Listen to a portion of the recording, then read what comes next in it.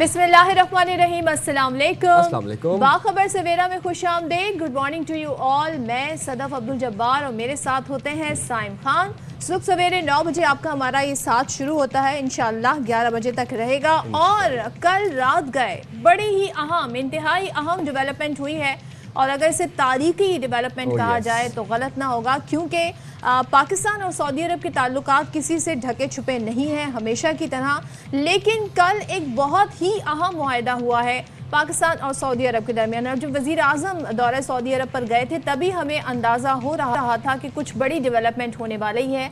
तो एक बड़ा स्ट्रेटेजिक बाहिमी दिफाई मुआहदा तय पा गया है, और वज़ीर आज़म शहबाज शरीफ और सऊदी वली अहद शहजादा मोहम्मद बिन सलमान ने इस तारीखी मुआहदे पर दस्तखत किए। अब मुआहदा क्या है, ज़ाहिर है इसकी डिटेल्स अभी मज़ीद भी आना बाकी है, लेकिन जो अभी तक हमारे सामने डिटेल्स आई हैं वो ये बताती हैं कि किसी भी एक मुल्क पर, यानी इन दोनों मुल्कों में से किसी भी एक मुल्क पर हमला दूसरे मुल्क पर हमला तस्वुर किया जाएगा। अब मुआहदा दोनों मुल्कों की अपनी अपनी सलामती को बढ़ाने, खित्ते और दुनिया में सलामती और अमन के लिए मुश्तरका अज़्म का इकास है।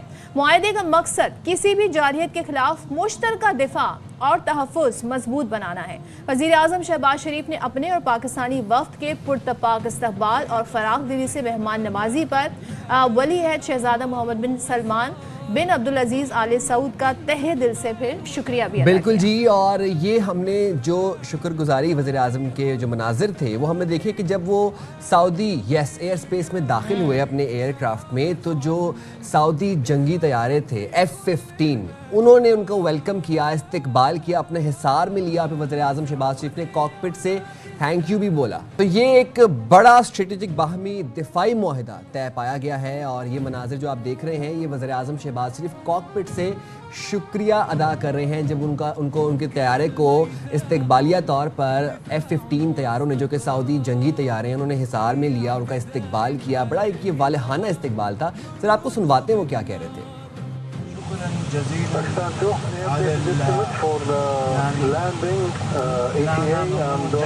Royal Highness the Crown Prince Mohammed bin Salman, Prime Minister of Kingdom of Saudi Arabia, and the custodian of the two holy mosques, His Majesty King Salman bin Abdulaziz. Thank you very much. तो Saudi अरब का ये सरकारी दौरा, Riyadh पहुंचने पर आपने देखे मनाजिर। Saudi air force के लड़ाका तैयारों ने वज़ीर आज़म पाकिस्तान का किस तरीके से इस्तकबाल किया, और फिर वज़ीर आज़म ने तैयारे के कॉकपिट से तैयारों की इस्तकबाली परवाज़ का शुक्रिया भी अदा किया। वो भी अरबी में। ज़ाहिर है उन्हें बहुत सारी लैंग्वेज आती हैं। उस दिन तो हमने विटनेस किया कि वो तो रशियन भी बोल लेते हैं हमारे प्राइम मिनिस्टर। तो जनाब बड़े तारीखी ये लम्हा है दोनों मुल्कों के दरमियान, और इसका जो बैकग्राउंड है, जो कॉन्टेक्स्ट है, वो ज़ाहिर है दोनों मुल्कों की दोस्ती भी है। लेकिन जो हालिया कतर पर स्ट्राइक की गई, जो हमला किया गया इसराइल की जानिब से, उसके बाद जो इजलास हुए, अरब कंट्रीज़ के इजलास हुए, मुस्लिम कंट्रीज़ के इजलास हुए, और फिर उसके बाद ये मुआहदा हमारे सामने आया है। और पाकिस्तान ने माजी में भी, अगर हम 1980s की बात करें, तब भी पाकिस्तान ने बहुत ही ज़बरदस्त तरीके से दिफा में अहम रोल प्ले किया है सऊदी अरब में। तो बड़ी एक स्ट्रेटेजिक पोजीशन है।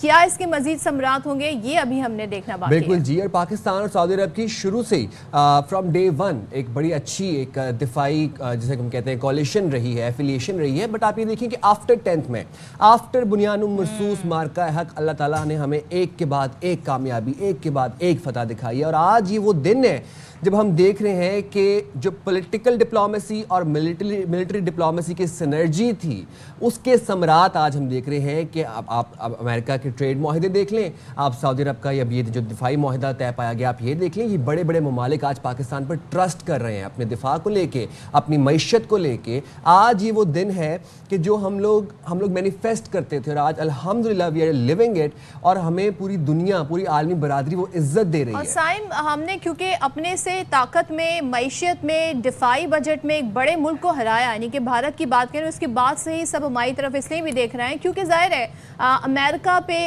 का ये कहना कि जी इसराइल अब अटैक नहीं करेगा, ये चीज़ें अब सब जो है समझ गए हैं कि इन बातों में कोई दम नहीं है। इसराइल ने जो होना है وہ ضرور کرے گا. تو سب ریلائی کر رہے ہیں پاکستان پہ, ٹرسٹ ورتی ہے بالکل پاکستان. جی. چلیں جی بات کر لیتے ہیں یہ جو معاہدہ ہے, اس بڑے دفاعی, اس تاریخی معاہدے کہ کیا ثمرات ہوں گے اور یہ ایکچولی ہے کیا, اس پر بات کر لیتے ہیں. قومی سلامتی امور کے ماہر سید محمد علی ہمارے ساتھ ہیں. Thank you so much Muhammad Ali join کرنے کے لیے, بہت شکریہ. سب سے پہلے تو بتائیے گا, ظاہر ہے سب اینٹیسپیٹ کر رہے تھے کہ کچھ بڑا ہونے والا ہے, بٹ اس طرح کا معاہدہ ہونا کہ ایک ملک پہ جارحیت دوسرے ملک پہ جارحیت تصور ہوگی, بڑا تاریخی لمحہ ہمارے لیے ہے. تو ذرا ہمیں بتائیے گا اس کی امپورٹنس, اس کی سگنیفیکنس کیا ہے؟ بہت شکریہ جی. میں سمجھتا ہوں کہ بہت ہی تاریخی معاہدہ ہے جو دونوں برادر اسلامی ممالک کے درمیان کل رات بڑا پر وقت انداز میں طے پایا ہے, اور اس کی 3 بنیادی وجوہات ہیں. پہلی بات تو یہ ہے کہ اس سے یہ ثابت ہوتا ہے کہ پاکستان کو جو پوری دنیا بھی اور خصوصاً عالم اسلام جو ہے وہ صرف ایک جنوبی ایشیا کی ریاست کے طور پہ نہیں دیکھتے, بلکہ عالم اسلام کی سب سے بڑی جو فوجی قوت ہے اس کے بعد اس کو یہ مقام حاصل ہو چکا ہے. اور دوسری بات یہ کہ یہ مقام اوبیسلی ہماری مئی میں جو پاک بھارت جنگ ہوئی اس کے بعد ہم نے ان کو جو چند گھنٹوں کے اندر شکست دی, اس نے پورے عالم اسلام کو یہ یقین دلا دیا ہے کہ جو عالم اسلام کے خلاف جارحیت ہے, ان کو ڈسٹیبلائز کرنے کی کوشش ہے, مداخلت ہے, ان کی سوورنٹی, عالمی قوانین کو جس طرح پامال کیا جا رہا ہے, اس کے خلاف پاکستان جو ہے اور خصوصاً پاکستان کی افواج جو ہیں وہ بہترین رول پلے کر سکتی ہیں ان کے دفاع میں, ان کی سلامتی کے لیے, ان کی خود مختاری اور سلامتی کے لیے. اور تیسری بات یہ ہے کہ یہ ابھی جو عرب اور OIC کی مشترکہ سمٹ ہوئی 2 دن قبل, اس میں دیکھیں پاکستان نے کیا موقف لیا تھا. ہم نے ایک ٹاسک فورس کے قیام کی تجویز دی تھی کہ جس کے نتیجے میں جارحیت کا مقابلہ کیا جا سکے, اس کو روکا جا سکے. تو 2 دن کے اندر یہ اس اگریمنٹ کا سائن ہونا اس بات کا ثبوت ہے کہ 57 مسلم ممالک میں سعودی عرب نے صرف پاکستان کا انتخاب بھی کیا اور اس پر اعتماد بھی کیا اپنی سلامتی کے حوالے سے. جو چیلنجز وہ سمجھتے ہیں کہ ان کو درپیش ہیں یا ہو سکتے ہیں, اس میں صرف پاکستان پورے اسلامی امہ میں ان کے اعتماد جو ہے اس کو انجوائے کرتا ہے, اور کہ اس کی صلاحیت, اس کی قوت بازو, اس کی لیڈرشپ ایسی ہے کہ وہ ان کے سیکیورٹی کے چیلنجز کو میٹ کرنے میں ایک بہت اہم رول پلے کر سکتی ہے. تیسرا پہلو اس میں ملٹری ڈپلومیسی کا بھی بڑا امپورٹنٹ ہے. پاکستان کے بہت دیرینہ دفاعی تعلقات ہیں سعودی عرب کے ساتھ, اور ہمارے جو آرمی چیف ہیں فیلڈ مارشل سید عاصم منیر, انہوں نے اپنے کیریئر کے درمیانے حصے میں 3 سال سعودی عرب میں وہ تعینات بھی رہے ہیں, اور وہ عربی زبان پہ بھی عبور رکھتے ہیں, اور وہاں کے لوگ بھی ان کو بہت اچھی طرح جانتے ہیں. تو میں سمجھتا ہوں دونوں ممالک کے درمیان جو ملٹری ڈپلومیسی ہے اس نے بھی دونوں ممالک کے درمیان ایک اعتماد کی فضا قائم کرنے میں بڑا اہم رول پلے کیا ہے. تو میں سمجھتا ہوں ہمارے دونوں ممالک کے درمیان ٹریننگ, ایکسرسائزز اور اس طرح کی جو مشقیں وغیرہ ہوتی ہیں ان کی تو طویل تاریخ ہے. لیکن اب اس ٹریٹی کے بعد میں سمجھتا ہوں سب سے امپورٹنٹ بات اس اسٹیٹمنٹ میں یہی تھی کہ پاکستان کے اوپر حملہ جو ہے وہ سعودی عرب پہ حملہ سمجھا جائے گا, اور سعودی پہ حملہ پاکستان پہ حملہ سمجھا جائے گا. بالکل سید محمد علی صاحب, آپ ہمارے ساتھ ہی رہیے گا. ہمیں جوائن کیا ہے دفاعی وزیر کا بریگیڈیئر ریٹائرڈ مسعود احمد خان صاحب نے. بہت شکریہ مسعود صاحب, آپ نے باخبر سویرا کے لیے وقت نکالا. ذرا اس معاہدے کے بارے میں بات کر لیتے ہیں. اب اس معاہدے کے تحت کسی ایک ملک پر حملہ دوسرے ملک پر حملہ تصور کیا جائے گا. اب یہ جو حملے کی صورت میں صرف اخلاقی, اقتصادی یا سیاسی حمایت ہے یا اس سے بڑھ کر بھی کچھ اور ہے؟ جی ہاں, بہت شکریہ. دیکھیں کہ اس میں اگر تھوڑا سا مجھے اگر الاؤ کرے تو میں تھوڑا بیک گراؤنڈ بھی بتاتا ہوں. پاکستان اور سعودی عرب کے تعلقات اسٹیبلشمنٹ 1951 سے 53 میں king Saud was the first one جنہوں نے پاکستان کا وزٹ کیا تھا, اور اس کے بعد سبسیکوینٹ جتنے بھی کنگز تھے وہ پاکستان آتے رہے ہیں. 67 میں پاکستان کا پہلا دفاعی معاہدہ ہوا تھا سعودی عرب کے ساتھ, اور 79 میں ہولی کعبہ کی پروٹیکشن کے لیے پاکستانی کنٹینجنٹ گیا تھا. اور جب کویت پہ حملہ کیا عراق نے, اس وقت بھی پاکستانی کنٹینجنٹ گیا تھا. اور تبوک میں ہمارا ایک بریگیڈ پلس فورس ہمیشہ وہاں پہ اسٹیشن رہی ہے. اسرائیل کے پوائنٹ آف ویو سے وہ بھی وہاں پہ ہماری پوزیشن رہی ہے. اور پھر آپ دیکھیں کہ 2.5 ملین پاکستانیز وہاں پہ موجود ہیں. آپ کے 30% ریمیٹنسز وہاں سے آ رہے ہیں. We are getting 74% of our oil وہاں سے ہیں. 98 میں جب آپ نے دھماکے کیے، آپ پہ سینکشنز لگ گئے تھے، تو آپ کو فری 90,000 بیرلز ڈیلی کے حساب سے فری سعودی عرب دے رہا تھا. اور ریسنٹلی دیکھیں جب آپ کی اکنامک کرائسس تھے کپل آف ایئرز بیک، تو اس دوران بھی آپ اوور $5 بلین یہاں پہ انہوں نے رکھوا دیے تھے. سو اسٹریٹجک ریلیشنز ہمارے تھرو آؤٹ رہے ہیں. اب جی یہ معاہدہ ہوا تو اسے ہسٹورک بھی ہے، تاریخی سنگ میل بھی ہے، غیر معمولی بھی ہے. اور اس سے یہ دیکھیں کہ یہ انڈرسٹینڈنگ ہے کہ فزیکلی، اس کا مطلب میں آپ کو یہ بتا سکتا ہوں کہ اگر فزیکلی اٹیک پاکستان پہ کوئی کرتا ہے، Saudis they will join Pakistan with all their جو ویپنس اینڈ اکوپمنٹ کے ساتھ. سملرلی اگر سعودی عرب میں یہ ہوتا ہے تو پاکستان ان کو جا کے پروٹیکٹ کرے گا، پارٹیسپیٹ کرے گا. اور سعودی عرب دیکھیں کہ جب ہم مڈل ایسٹ میں دیکھتے ہیں تو Saudis are very powerful country ہے. آج ان کا آپ دیکھیں جب پرائم منسٹر کہتے ہیں 15 آئے تھے، ان کے پاس ٹائفون جہاز بھی ہیں، ان کے پاس 2.5 لاکھ پلس فوج بھی ہے، ان کے پاس ابرام ٹینکس موجود ہیں، نیول فورس بھی ان کی بڑی اسٹرانگ ہے. اور خاص طور پر میزائلز جو ہیں ان کا ایک میزائل فورس سعودیز کے پاس، اس میں چائنیز جو میزائلز ہیں DF سیریز کے ہیں، آلموسٹ 4,000 to 5,000 کلومیٹر ان کی رینج بھی ہے. تھرڈ میزائل سسٹم ہے، پیٹریاٹ میزائل ڈیفنس سسٹم ہے. سو ایک پاورفل کنٹری ہے. سو دیکھیں ایک میسیجنگ بھی ہوئی ہے ٹو اسرائیل کے لیے بھی ہے، میسیج کی کلیئر کٹ ہے کہ فیوچر میں یہ ابھی چیزیں ذہن سے نکال دیں، کیونکہ حالات کے ڈیولپمنٹ کے بعد جس طریقے سے 7 ممالک پر ریسنٹلی انہوں نے اسٹرائکس کیے ہیں، اٹیکس، بدماشی دکھائی تھی. سو ایک میسیجنگ ہے. اور سملرلی دیکھیں کہ مڈل ایسٹرن کنٹریز، خاص طور پر گلف کنٹریز، اگر آپ نے دیکھا ہوگا mostly they are pro India. India کے اندر ایون سعودی عرب UAE کے بلینز آف ڈالر کی انویسٹمنٹ تھی.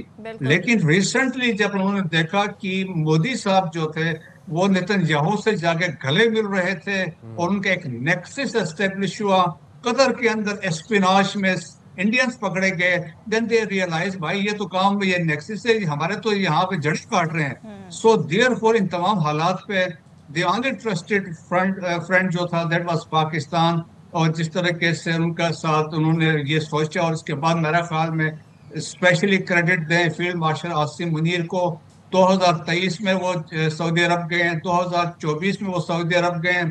سو ملٹری ٹو ملٹری ڈپلومیسی وہ ہمیشہ انٹیکٹ رہتی ہے، گورنمنٹ چینج ہوتے رہتے ہیں تو، لیکن جو ڈپلومیسی انہوں نے کی، اور جس طریقے سے آپ دیکھیں نا SIFC کا جب قیام آیا تو سعودی منسٹرز 100+.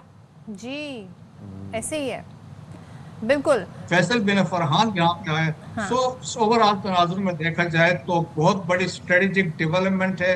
میرے خیال میں اس سال کی سب سے بڑی خبر ہے، اور اس کے آپ دیکھیں گے دورست نتائج ہوں گے، اس کی امپلیکیشنز ہوں گی ویسٹ ایشیا میں، بالکل ساؤتھ ایشیا میں. ساتھ ہی رہیے گا. سعید محمد علی بھی ہمارے ساتھ ہے. محمد علی، آپ سے میں جاننا چاہوں گی، جس طرف اشارہ کر رہے ہیں مسعود صاحب، یہ جو معاہدہ ہوا ہے اس کے پیچھے بڑی وجہ بنیان مرصوص مارکہ حق میں الحمدللہ کامیابی جو ہمیں ملی، تو ظاہر گلف کنٹریز نے دیکھ لیا کہ اگر کوئی ملک اسرائیل کے خلاف دفاع کر سکتا ہے تو وہ پاکستان ہے، کیونکہ ہم نے اپنے سے بڑے ملک کو جو ہے 4 دن کے اندر بتا دیا تھا جی کہ ہم کس طریقے سے فائٹ کر سکتے ہیں، کیا کیپیسٹی ہے ہماری. یہ اس کانٹیکس میں یہ میسیجنگ جو ہوئی ہے یہ کتنی امپورٹنٹ ہے، اور آپ سمجھتے ہیں کہ بیسک بنیادی وجہ یہی ہے اس معاہدے کی؟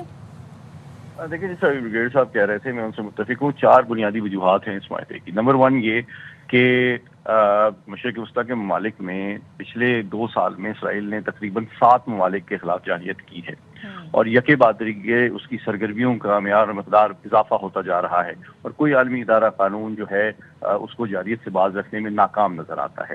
دوسری بات یہ کہ اسی قطر کے اوپر جو حملہ ہوا اس کے تشویش کے حوالے سے جو غیر معمولی اجلاس OIC اور عرب لیگ کا بلایا گیا، اس میں پاکستان نے واضح طور پہ ایک پریکٹیکل اسٹیپ سجیسٹ کیا کہ ہمیں ایک ملٹری ٹاسک فورس بنانی چاہیے. اور سائیڈ لائن پہ آپ جانتے ہیں کہ پاکستان کی لیڈرشپ کی جو کراؤن پرنس ہیں سعودی عرب کی، ان سے ملاقات بھی ہوئی. تو 2 دن کے اندر یہ معاہدہ ہونا اس بات کا ثبوت ہے کہ سعودی عرب پورے عالم اسلام میں سب سے زیادہ پاکستان کے اوپر اعتماد کرتا ہے اپنی سلامتی کے چیلنجز سے مقابلہ ہونے کے لیے.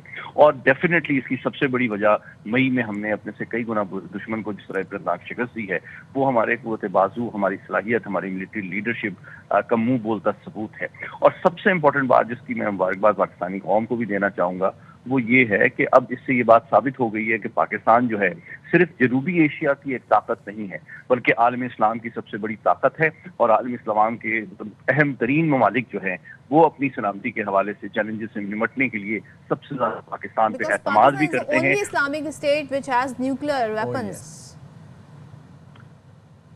جی ہاں، لیکن میں سمجھتا ہوں کہ اس میں امپورٹنٹ بات یہ ہے کہ جو سعودی عرب کے اوپر حملہ ہے وہ پاکستان پہ حملہ سمجھا جائے گا اور پاکستان کے اوپر جو حملہ ہے سعودی عرب پہ حملہ سمجھا جائے گا. جس طرح بریگیڈیئر صاحب نے بھی آپ کو بتایا کہ وہ دونوں ممالک جو ہیں ان کے دیرینہ تعلقات ٹریننگ کے حوالے سے، انٹرآپریبلٹی کے حوالے سے، ایکسرسائزز کے حوالے سے تو ہیں، لیکن اب ایک آپریشنل لیول پہ اگر آپ کی کوآپریشن ہوتی ہے، آپ کی اسٹریٹجی، حکمت عملی ممکنہ خطرات کے حوالے سے بنتی ہے تو اس کا مطلب یہ ہے کہ آپ کا دشمن مشترکہ ہے، آپ کے دوست مشترکہ ہیں اور دونوں ممالک اپنے وسائل، اپنے تجربے، اپنی صلاحیت کو مشترکہ طور پہ استعمال کریں گے. اور پاکستان الحمدللہ نہ صرف جنوبی ایشیا بلکہ اب مشرق وسطیٰ کے اندر بھی ایک امن کا ضامن سمجھا جاتا ہے اور انشاءاللہ پاکستان کا بڑا امپورٹنٹ رول ہوگا مشرق وسطیٰ کے اندر بھی امن کو دیر پا انداز میں اس کو پروموٹ کرنے کے لیے اور جنگ اور جہلیت کے جو بڑھتے ہوئے خطرات ہیں ان سے نمٹنے کے لیے. انشاءاللہ. سید محمد علی صاحب ساتھ ہی رہے گا. مسعود صاحب آپ کی طرف آتا ہوں. ہم دیکھ رہے ہیں کہ وزیر اعظم شہباز شریف بڑے اہم دوروں پر ہیں اور ان دوروں پر ملٹری لیڈرشپ اور پولیٹیکل لیڈرشپ ہمیں ایک پیج پر نظر آ رہی ہے بلکہ کمبائنڈ ہینڈ ان ہینڈ نظر آ رہی ہے. اس کے بعد سعودی کے بعد وزیر اعظم برطانیہ جائیں گے، اس کے بعد پھر امریکہ جائیں گے. وہاں پر ہم کس طرح کے معاہدے ایکسپیکٹ کر سکتے ہیں؟ اور ابھی جو تمام تر سچویشن ڈیولپ ہوئی ہے، یہ جو نیو ڈائنامکس بلڈ ہو رہے ہیں، نیو الائنسز ڈیولپ ہو رہی ہیں، بھارت کا الائنس ہم دیکھتے ہیں اسرائیل کے ساتھ اور وہ واضح ہے، کلیئر ہے. پاکستان کا قدرتی الائنس سعودی کے ساتھ بنا. اب بھارت کی کیا پوزیشن دیکھتے ہیں اس نیو ڈائنامک میں؟ میرا خیال میں دیکھیں کہ انڈیا تو ابھی آپ سمجھتے ہیں، میں تو سمجھتا ہوں انڈیا میں کوہرام مچا ہوگا، وہاں پہ تو خلبلی مچ گئی ہوگی کہ ہو کیا رہا ہے. اور اسپیشلی دیکھیں سعودی عرب، دیکھیں کہ آپ کل اگر کچھ ہوتا ہے مس ایڈونچر تو آپ دیکھیں لاجسٹکس آپ کی کیسے چلے گی. سعودیز آپ کو سپورٹ کریں گے. سعودی میں نے جس سے کہا نا کہ لیٹسٹ ویپن سسٹم ان کے پاس اویلیبل ہے تو ہمیں کوئی مسئلہ نہیں ہوگا. آپ کی اکانومی بہتر ہو جائے گی، آپ پہ انویسٹمنٹ ابھی اتنی آئے گی. سو پاکستان کے لیے اللہ کی طرف سے میں کہہ سکتا ہوں کہ بہت زبردست قسم کے یہ ایک رحمت ہے کہ جو ہماری ایک انڈرسٹینڈنگ ہوئی ہے. اور دیکھیں انڈیا تو آپ اس سعودی عرب کے بغیر ہم نے اپنے بل بوتے پہ ہم نے بنیان المرصوص میں اور اسپیشلی جو ہمارے جو آدھے گھنٹے کی لڑائی تھی ہماری ایئر فورس نے ڈیلیور کر دیا تھا.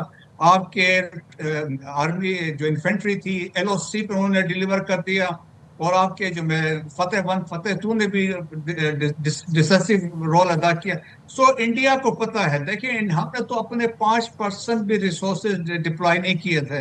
سو انڈیا کو دیر فور پتہ ہے. اب اس کے ساتھ مل کے پھر امریکہ بھی دیکھیں کہ وہ انڈرسٹینڈ کرتا ہے کہ سچویشن یہاں پہ ڈبل سٹینڈرڈز آف جو انڈیا کا ہے، وہ برکس میں کچھ کہتا ہے، SCO میں آگے کچھ کہتا ہے، کوارڈ میں کوئی اور کہانی ہے. تو وہ ایسا ہے تو پھر رشیا کے ساتھ تیل لے کے اس کو پھر وہ ایک قسم کی بڑی ہے تو ویسٹ بھی امریکہ بھی سمجھ گئے ہیں. سو پاکستان کے جو ہم یہ کہہ سکتے ہیں جو جیو اسٹریٹجک پروفائل جو اٹھا ہے وہ مارکے حق اور بنیان محسوس کے بعد دنیا مان گئی ہے. پاکستان نہ صرف خطے میں ایک طاقت ہے بلکہ انٹرنیشنلی پاکستان ایک پاورفل کنٹری ہے، ایک انٹرنیشنل میڈیٹر کے طور پہ ابھر آیا ہے. اور جس نے انڈیا اپنے سے 7 گنا آرمی کو اور ایئر فورس کو لٹا دیا تھا تو وہ ہے تو دنیا دیکھے طاقتور کو اور مضبوط کو، بہادر لوگوں کو اور قوموں کو پسند کرتی ہے. اور پاکستان نے ثابت کیا. اس کا موسٹ امپورٹنٹ چیز جو جس میں ہے that is the strategic leadership of field marshal Asim Munir, کیونکہ ڈیسیجن میکنگ بہت امپورٹنٹ ہوتی ہے. اگر آپ نے ڈیسیجن میں اپنے کلیئرٹی کے ساتھ ڈیسیجن میکنگ کی اور آپ کو پتہ ہے میں نے کہاں اسٹرائکس کرنی ہے اور کیسے کرنی ہے تو یہ ہم نے کر کے دکھایا under the leadership of the prime minister of Pakistan. So میرا خیال میں ایک میسج واضح کیا. دیٹس وائی دیکھیں کہ جو ہمارا اسٹیچر ہے. جب ہم ابھی OIC میں گئے ہیں تو وہاں پہ جس عزت و احترام سے پاکستان سے لوگ ملتے ہیں, پرائم منسٹر سے, چیف آف آرمی اسٹاف سے, وہ آپ کی وہ ہے پرفارمنس سے آپ کی جو آپ نے ڈیلیور کیا ہے. جو جو دیئر فور میرے آپٹکس خیال میں ہمارے سامنے تھے پاکستان نے مسعود اپنا صاحب، آپ کو شنگھائی تعاون تنظیم میں جس طریقے سے پرائم منسٹر آگے تھے، جس طرح رشین پرائم منسٹر مل رہے تھے پیوٹن، یہ سارے مناظر ہم دیکھیں. ایک چیز مجھے بتائیے گا، ہم جب گلف کنٹریز کی بات کرتے ہیں، قطر کی بات کر لیں، سعودی عرب کی بات کر لیں، ان کے پاس مغرب کے ہتھیار ہیں، امریکن ہتھیار ہیں. پاکستان کے پاس چین کی ٹیکنالوجی ہے جس کا مظاہرہ بھی وہ کر چکا ہے، جبکہ جب امریکنز یا مغرب کے ہتھیار ہیں ان کا یوز بھی بڑا لمیٹڈ قسم کا ہوتا ہے. جس طریقے سے F-16 پر لمیٹیشنز ہیں اور چائنیز ٹیکنالوجی پر نہیں ہے، تو کیا وجہ ہے آپ سمجھتے ہیں کہ یہ بھی پاکستان کی طرف آنا یہ بھی ایک وجہ ہے کیونکہ چائنا کی ٹیکنالوجی ہم نے استعمال کی؟ اب خطے کے جو ڈائنامکس ہیں وہ اس تناظر میں بھی چینج ہو رہا ہے، پاور ڈائنامکس. جی ہاں بالکل ایسی بات ہے. دیکھیں کوئی چائنیز ٹیکنالوجی نے تو اپنا آپ کو ثابت کر دیا, وہ پریویل کر گیا, اور ویسٹرن ٹیکنالوجی جس طریقے سے Jet-NC PL-15 جس طریقے سے ہم نے کیا. اور پھر لیکن at the same time Pakistan کی ایک ہسٹری بھی رہی ہے. We have been using in the past میں امریکن ویپن سسٹم کو, اور جو پیٹریاٹ ہیں سعودی عرب کے پاس, وہ کویت کی جنگ کے دوران جب تھا وہ بہت بڑے یوز میں. Third air defence system Israelis use کرتے ہیں, تو وہ ہے ابراہم ٹینکس ہے, لیٹسٹ ٹینکس ہے. سو دیکھیں تو میرا خیال میں ایک بہت زبردست کمبینیشن بننے جا رہی ہے. شاید دیکھیں نا اگر آپ فزیکلی نہ بھی جائیں, لیکن میر آپ کی جو کوآپریشن ہوگی, سگنلنگ اس کی بہت زبردست ہے. اور میرا خیال میں نہ صرف یہ خطے کے اندر ساؤتھ ایشیا کی بات ہے, ویسٹ ایشیا کی بات ہے, گلف کنٹریز کے اندر کی بات ہے. پاکستان اور سعودی عرب ایک اسٹریٹجک پارٹنرشپ ہے. جس طرح ہم چائنیز کے ساتھ we are so close, trusted Chinese ہیں, اس طرح سعودیز ہیں. جس طرح میں نے کہا نا 1951 سے, چاہے 65 کی جنگ تھی, 71 میں تھی, اور so and so they have been supporting Pakistan. لیکن جس طریقے سے اس موقع پر ہوا ہے, میں تو اس بات سے بھی بڑا اطمینان محسوس کرتا ہوں. آپ کی اکانومی اٹھ جائے گی, آپ کے اندر اتنی انویسٹمنٹ ابھی آئے گی, تو میرے خیال میں نہ صرف سعودیز کے آئیں گے. دیکھیں سعودی عرب از دا لیڈنگ کنٹری گلف میں, جو ان کے بہت پریویل کرتے ہیں, تو باقی گلف کنٹریز بھی آئیں گے. اور انہوں نے ریئلائز کیا گلف کنٹریز نے کہ انڈیا تو ان کی جڑیں کاٹ رہا ہے. سو دیئر فور میرا خیال میں یہ ہے. پھر اوپر سے یہ بھی ہے, کچھ لوگ اس کو مس انٹرپریٹ بھی کرتے ہیں کہ ہمارے جو تعلقات ہیں, آپ دیکھیں کہ ایران کے ساتھ ہماری بہت زبردست انڈرسٹینڈنگ ہے, ایران کے سعودی عرب کے ساتھ بہت زبردست انڈرسٹینڈنگ ابھی ہو چکی ہے.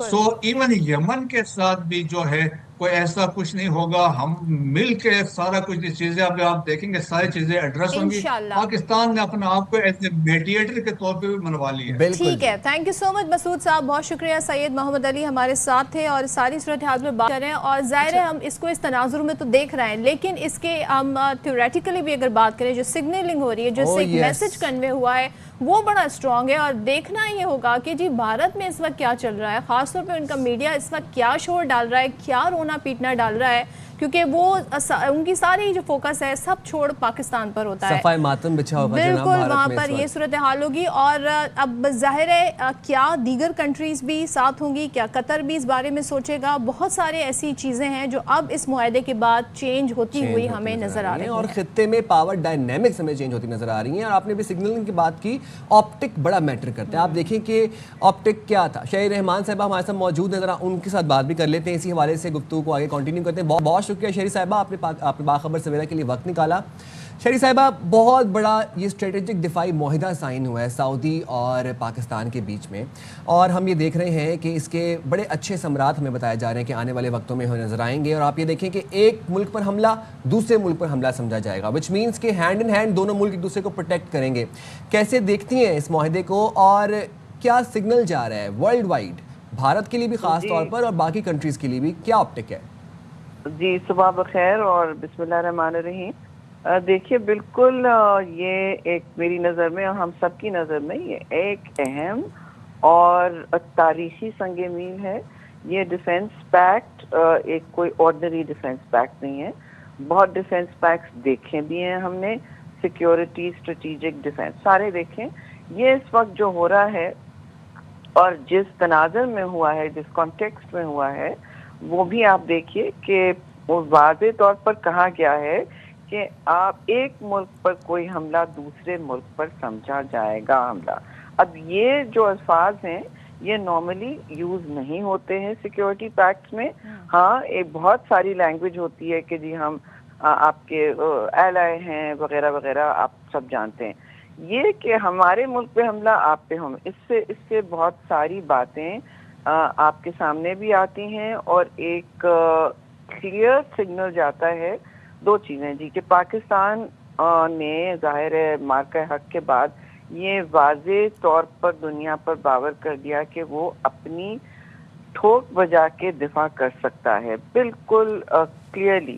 تو جو ملک اسرائیل کی طرح جو دوسرا ایک دنیا میں اگریسر ہے انڈیا, اس کا سامنا عزت سے اور تحمل سے لیکن واضح طور پر کر سکتا ہے غیر مشروط ٹرمز میں, تو پھر اسی طرح سعودی عربیہ نے ظاہر ہے یہ سب دیکھا ہے.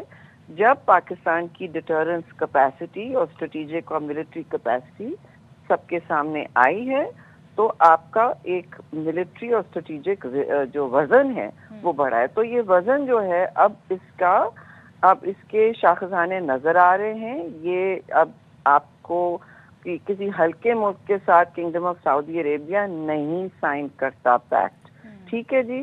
ان کی دنیا میں ریچ ہے, وہ ایک انرجی ٹائٹن ہے, جائنٹ ہیں, ان کو کوئی ضرورت نہیں ہے آپ کے ساتھ نیوٹرل ڈیفنس پیکٹ سائن کرنے کی اگر آپ کی ان کو کیپیسٹی واضح نظر نہیں آ رہی ہوتی. تو پہلے تو I would compliment General Asim Munir, field marshal and prime minister Shehbaz Sharif and whole country for this, کیونکہ دیکھیے خادم حرمین شریفین کے پاکستان نے ہمیشہ دفاع کا وعدہ تو کیا ہے, لیکن یہ جنرل بات نہیں ہو رہی, یہ دونوں اطراف سے ہو رہی ہے کہ آپ پر بھی حملہ ہوگا تو ہم بھی دیکھ لیں گے, ٹھیک ہے. یہ ایسی بات, اس کے دور رس اثرات ہوں گے نہ صرف ویسٹرن ایشیا میں اسے مڈل ایسٹ نہیں کہتی, اور ساؤتھ ایشیا میں بھی جی. دونوں خطوں میں جو دو روگ ٹیررسٹ نیشنز کھڑے اس وقت ملٹی لیٹرل آرڈر اقوام عالم کا منہ چڑھا رہے ہیں, اسرائیل اور انڈیا, ان کو یہ واضح پیغام ہے جی.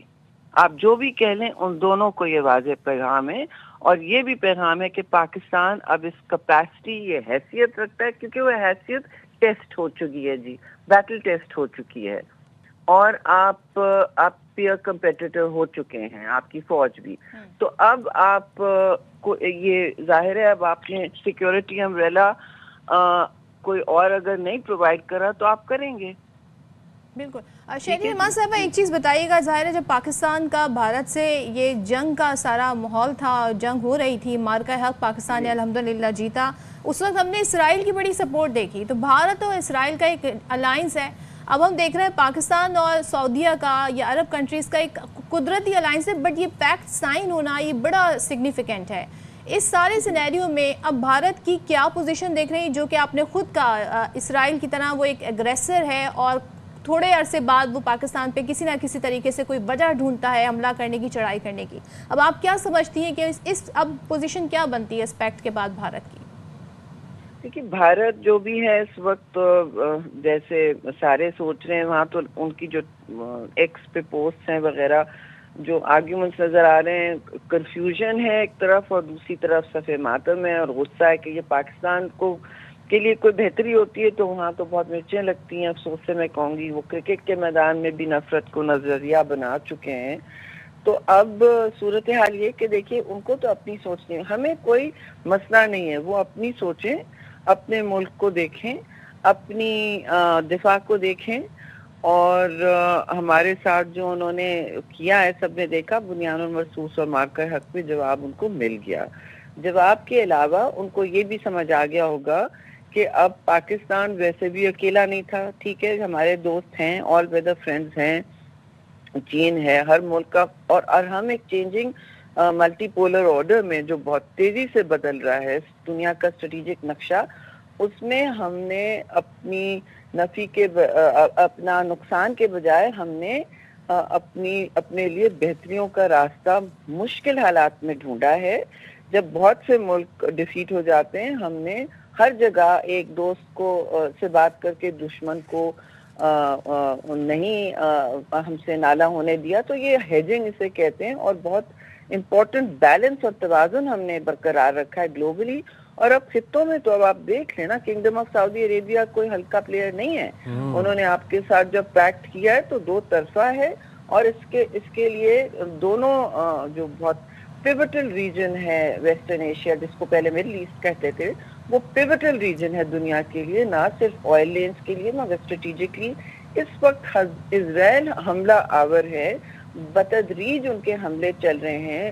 جب واشنگٹن نے انہوں نے تنبیہ بھی کیا ہے, ان کے حملے چلتے چلے جا رہے ہیں, غزہ میں وہ پش کر رہے ہیں آگے. تو ان کی اور انڈیا, ہندوستان اور اسرائیل کی تو ایک اخلاقی, نظریاتی اور پولیٹیکل اور ڈیفنس بھی ایک باہمی کوئی ہم آہنگی ہے نا مستقل.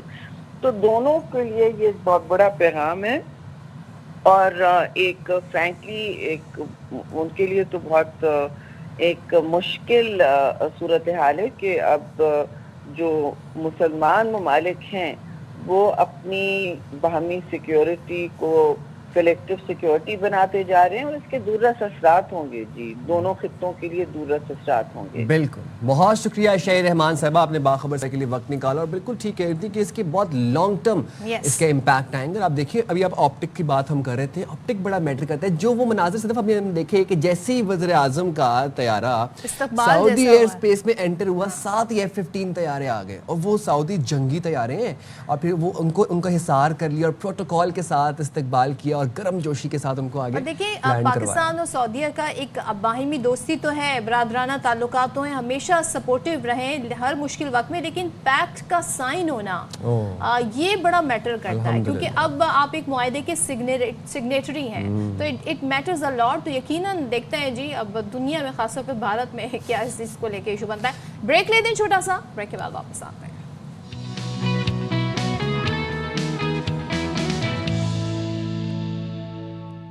Welcome back. اور کل ایک اور منظر ہمارے سامنے تھا. دیکھیں, ایشیا کپ ہو رہا ہے. ایشیا کپ میں کیا ہوتا ہے سائم, جب میچز ہوتے ہیں, کوئی ٹورنامنٹ ہوتا ہے تو میچز ہوتے ہیں, میچز پہ بات ہو رہی ہوتی ہے, کس ٹیم نے کیا اسکور کیا, کون سا کھلاڑی جو ہے اچھی بیٹنگ کر رہا ہے, کون سا بولر تباہ کن بالنگ کر رہا ہے. لیکن کل تھرو آؤٹ دا مرکز اینڈی پائی کرافٹ وہ بنے رہے. اور کیونکہ ہم آپ کو کل ہی بتا کے گئے تھے کہ بھائی پاکستان کی بات مان لی گئی ہے, یہ طے ہو گیا ہے کہ جو اب پاکستان کے میچز ہوں گے اس میں اینڈی پائی کرافٹ ریفری کے فرائض انجام نہیں دیں گے. لیکن کل بڑی ڈرامیٹک سچویشن ہو گئی, میچ شروع ہونے میں کچھ ہی گھنٹے باقی تھے, پتہ چلا جی کہ یہ تو اسٹیڈیم پہنچ گئے. یہ اپنے فرائض کی انجام دہی کے لیے اسٹیڈیم پہنچ گئے ہیں. اور اس کے بعد آئی تھنک یہ جو ٹینشن کا ماحول رہا, غالباً 2 سے 3 گھنٹے یہ پورا ایک گول مال سین چلتا رہا, ایک ڈرامہ چل رہا تھا. بڑا مسئلہ انٹرسٹنگ بھی تھا ٹو سم ایکسٹینٹ. دیکھیں, کوئی بھی نہیں چاہتا تھا کہ پاکستان میچ نہ کھیلے, ہم سب چاہتے تھے کہ پاکستان میچ کھیلے. ٹیم کھیلنے کے لیے گئی ہوئی ہے, ٹیم ہوٹل کی لابی میں ہے, بس باہر کھڑی ہوئی ہے, اور ٹیم کو پتہ نہیں کہ ابھی ہم نے میچ کھیلنا ہے کہ نہیں کھیلنا, کیونکہ چیئرمین پی سی بھی مشاورت کر رہے تھے سابق چیئرمینز کے ساتھ, اور وہ یہ چیز ڈیسائیڈ کر رہے تھے کہ اب کیا حکمت عملی ہوگی, کیا لائحہ عمل ہوگا. اور پھر ہوا کیا کہ اینڈی پائی کرافٹ نے سلمان علی آغا سے معذرت کی. مائک ہیسن بھی اس نشست میں موجود تھے, اور انہوں نے باقاعدہ سوری کیا, اپولوجائز کیا کہ ان سے غلطی ہوئی ہے. اور پھر چیئرمین پی سی محسن نقوی نے الاؤ کیا ٹیم کو کہ اب آپ گراؤنڈ میں جائیں, جا کے کھیلیں. اور پھر ہماری ٹیم کھیلی اور جیت کے بھی. یعنی کہ آپ سوچیں وہ جو ٹائم تھا نا 2 گھنٹے کا, اس میں سائم بالکل ٹھیک بتا رہے ہیں کہ ایک موقع ایسا بھی آیا تھا جب پاکستانی کھلاڑیوں کو بتا دیا گیا تھا کہ میچ نہیں ہوگا, اور پھر میچ 1 گھنٹہ تاخیر سے ہونے کی خبریں آنا شروع ہوئیں. اور پھر جب یہ معافی تلافی کا سلسلہ شروع ہوا, ظاہر اس وقت ہمارے سامنے یہ ایک دم سے فوٹیجز نہیں آئی تھیں, لیکن اینڈی پائی کرافٹ نے پھر معافی مانگی کیپٹن سے, اور کہتے ہیں نا یہ جو ٹینشن والا ماحول تھا یہ ختم ہوا, اور پھر باقاعدہ پھر میچ ہوا بھی. تو ذرا ہم دیکھتے ہیں یہ کیا سارا معاملہ رہا, گفتگو کیا ہوئی. ریفری نے ہمارے ٹیم مینیجر, کیپٹن اور ہیڈ کوچ سے معذرت کی ہے. پالیٹکس کرکٹ ساتھ ساتھ نہیں چل سکتے. اللہ تعالیٰ کا شکر ہے پاکستان کی عزت ایک دفعہ پھر اسی طرح رکھی جس طرح قوم توقع کر رہی تھی. ہمارا ٹائم کرکٹ پہ لگنا چاہیے, اس سیاست پہ نہیں. ہم نے اسپورٹس مین اسپرٹ کا اظہار کیا. Cricket is the winner. International tournaments میں لوگ ہمارے اسٹینڈ کو اپریشیٹ کریں گے. اینڈی پائی کرافٹ خاص جب بھی کوئی بھارتی میچ ہوتا ہے ان کے وہ فیوریٹ پرماننٹ فکسر ہیں. 90 ٹائمز انڈیا کے میچ میں وہ میچ ریفری رہے ہیں. بہت ہی ایک بلیٹنٹ قسم کی چیز ہے. یہ چیز ایسی نہیں آنی چاہیے سامنے, کیونکہ یہ ایک فتح ہے. جذباتی فیصلہ اس طرح سے نہیں کیا جس سے کرکٹ ڈیمیج ہوتی. فرسٹریشن, جو جذبات مجروح ہوئے ہیں, وہ آپ فیلڈ میں بتائیں سب کو ہم کتنی گریٹ کرکٹ نیشن. اچھا, I want to mention one thing کہ یہ بڑا اچھا ڈیسیجن تھا کہ جو سابق چیئرمین ہے ان سے بلا کر بات کی گئی, اور پھر جب انہوں نے میڈیا ٹاک کی تو یہ ساتھ کھڑے تھے اور سب نے آ کر بتایا کہ اس ریفری کی ہسٹری کیا رہی ہے. اور صرف یہی نہیں, ہم نے دیکھا کہ پاکستان سے معافی مانگنے کے بعد آئی سی سی نے پاک بھارت میچ میں کوڈ آف کنڈکٹ کی خلاف ورزی کی انکوائری پر آمادگی بھی ظاہر کر دی. بالکل جی. اچھا, اب یہ تو ہو گیا اینڈی پائیکرافٹ کا مسئلہ, یہ تو حل کروا دیا محسن نقوی صاحب نے. آپ لیکن یہ دیکھیں, Pakistan is a sovereign state, dignified and honoured state. آپ یہ دیکھیں کہ محسن نقوی صاحب نے بڑے کلیئرلی کہا تھا کہ ہم اپنے ملک کے وقار کو اور اپنے ملک کی سالمیت کو کمپرومائز نہیں کریں گے. بالکل, وہ سب سے پہلے ہے. یہ اینڈی پائیکرافٹ کا معاملہ حل ہو گیا. محسن نقوی صاحب نے بیسیکلی بی سی سی آئی کو ایسے گردن سے پکڑا ہوا, جانے نہیں دے رہے کہیں پر, ان کو نکلنے نہیں دے رہے. اب ہوا کیا کہ پی سی بی نے بھارتی کپتان سوریا کمار یادو کے سیاسی بیان پر ایکشن لینے کا فیصلہ کر لیا. جو انہوں نے آفٹر میچ سیاسی گفتگو کی تھی, پالیٹکس کو کھیل کے میدان میں لے کے آئے تھے, اب اس کے خلاف بھی فیصلہ کیا گیا کہ اب ہم اس کے خلاف بھی ایکشن لیں گے. اینڈی پائیکرافٹ کا تو مسئلہ حل ہو گیا, انہوں نے معذرت کر لی. اب سوریا کمار یادو نے جو پولیٹکس ڈسکس کیا after match, post press conference میں جو انہوں نے پولیٹیسائز بیان دیا ہے, اب ایک ہفتے کی شاید ڈیڈ لائن دی گئی اس شکایت پر. اب دیکھتے ہیں جی کہ اس پر کیا صورتحال ڈیولپ ہوتی ہے. شاید آج نمائندہ خصوصی ہمارے ساتھ ہیں, ان سے بات کریں. شاہد صاحب, اور ساتھ میں ہمیں توصیف احمد صاحب بھی پاکستان کے ماہر ناز ٹیسٹ پلیئر جوائن کریں گے. تھینک یو سو مچ, آپ دونوں کا بہت شکریہ. شاہد صاحب, آپ سے میں ذرا پوچھنا چاہتی ہوں, کل بڑی ایک سسپینسفل سچویشن تھی. رات گئے, بلکہ صبح جب ہم اپنا پروگرام کلوز کر کے گئے, آپ بھی ہمارے ساتھ تھے, تو یہ تو طے ہو گیا تھا جناب کہ بھائی پاکستان میچ کھیلے گا اور یہ ریفری جو ہیں یہ پاکستان کے میچز میں نہیں ہوں گے. لیکن پھر ہوا کیا, یہ خبر کیوں آ گئی تھی کہ بھائی طے ہو گیا ہے, اور اس کے بعد سچویشن کہاں پہ خراب ہوئی, میسڈ اپ کہاں پہ ہوئی سچویشن؟ دیکھیں, آئی سی سی رن کرتا ہے بھارت, اور یہ معاملہ جو ڈیل کر رہے تھے آئی سی سی میں وہ پاکستانی ہیں, برٹش پاکستانی وسیم خان, جو پاکستان کرکٹ بورڈ میں بھی رہے ہیں. انہوں نے اپنی انتھک کوششیں کی, اور کل شام 4 بجے جب ٹیم کو روکا گیا تو اس وقت ایشیا کپ پاکستان کے لیے ختم ہو چکا تھا. ساری چیزیں یہ طے ہو گئی تھی کہ اب پاکستان کھیلنے نہیں جائے گا. پھر ای میلز کا تبادلہ ہوا, پھر محسن نقوی صاحب سے بات چیت ہوئی, اور ایمریٹس کرکٹ بورڈ کے ایک اور پاکستانی جو یہاں پہ کافی عرصے سے کام کر رہے ہیں, سبحان احمد, انہوں نے بھی بڑا اچھا پارٹ پلے کیا. ان لوگوں نے سب نے مل کر کوششیں کی, اور اس کے بعد پھر محسن نقوی نے یہ کہا کہ اگر پائیکرافٹ ہم سے معافی مانگ لیں ہمارے پلیئروں سے, ہم ان کو بھیجتے ہیں, ان سے ریگریٹ کرے کہ جو بھی کچھ ہوا. جب یہ ریگریٹ ہو گیا, جب یہ ساری چیزیں ہو گئیں, آلدو کہ آئی سی سی نے مینٹین کیا کہ نہیں پائیکرافٹ ہی میچ ریفری رہیں گے, اس لیے کہ دوسرا ریفری ابو ظہبی میں مصروف تھا, تو انہوں نے کہا ٹھیک ہے, اب جب اس نے معافی مانگ لی تو ہم یہاں پہ معاملہ ختم کرتے ہیں. اور پھر یہ سارا معاملہ حل ہو گیا. یوں سمجھے کہ 3 بجے سے آپ کو 4 جگہ پہ ہونا پڑتا ہے. آپ پی سی بی میں بھی کانٹیکٹ میں ہیں, آپ دبئی اسٹیڈیم میں بھی کانٹیکٹ میں, آپ ٹیم ہوٹل میں بھی کانٹیکٹ میں, اور آپ ٹیلی فون پر اے آر وائی سے کانٹیکٹ میں. تو بڑا مزہ آیا اس کی کوریج میں. یہ معاملہ حل ہوا ان سب کی کوششوں سے, اور محسن نقوی نے, پاکستان کرکٹ بورڈ نے جو اسٹانس لیا تھا, اور سب سے زیادہ خوشی اس بات کی ہوئی کہ سابق 2 چیئرمین رمیز راجہ اور نجم سیٹھی بھی آئے. انہوں نے سارے اختلافات بلائے, اور ایک قومی جو معاملہ تھا اس میں سب ساتھ ہوئے, میڈیا ساتھ ہوا, پلیئر ساتھ ہوئے. تو یہ بہت بڑی پاکستان کی کامیابی ہے. یہ اس بات کا اعتراف ہے کہ پاکستان جس بات پر ڈٹ گیا وہ صحیح تھی. بہت سارے لوگ اعتراض کر رہے تھے جی کہ یہ ایسی کوئی بڑی بات نہیں ہے جسے پاکستان ایشو بنا رہا ہے. اپولوجائز کرنا, معافی مانگنا it self is a confession. بالکل ایسا ہی ہے, اور ہم میں ذرا نیشنلزم زیادہ ہونا چاہیے. ہم کوئی بھی ہمارا اسٹینڈ لیتا ہے, موقف ہوتا ہے, ایک نظریہ ہوتا ہے, اس کے اوپر ہمیں اسٹینڈ جب لیتے ہیں تو اس کو سب لوگوں کو سپورٹ کرنا چاہیے. آپ اکراس دا بارڈر دیکھیں تو غلط معاملہ بھی ہوتا ہے اور سارے ایک جگہ پہ جمع ہو جاتے ہیں, ان میں نیشنلزم بہت زیادہ ہے. ہم لوگ تنقید کرنا شروع کر دیتے ہیں کہ جی یہ تو چھوٹا سا معاملہ تھا, ایسا تھا. نہیں, پاکستان نے ایک اسٹینڈ لیا, اس میچ ریفری نے غلطی کی, گراؤنڈ میں پاکستانی کپتان کو منع کیا. پھر اس کا موقف اس میچ ریفری کا یہ تھا کہ مجھ سے جو کمیونیکیشن ہوا تھا, مجھ سے غلطی ہوئی کہ مجھے گراؤنڈ میں نہیں کرنا چاہیے تھا, پہلے کر دینا چاہیے تھا, لیکن میں نے اس لیے کیا کہ اگر اس وقت سلمان آغا ہاتھ بڑھاتے تو وہ ورلڈ وائڈ امبیرسمنٹ ہو جاتی سلمان آغا کی.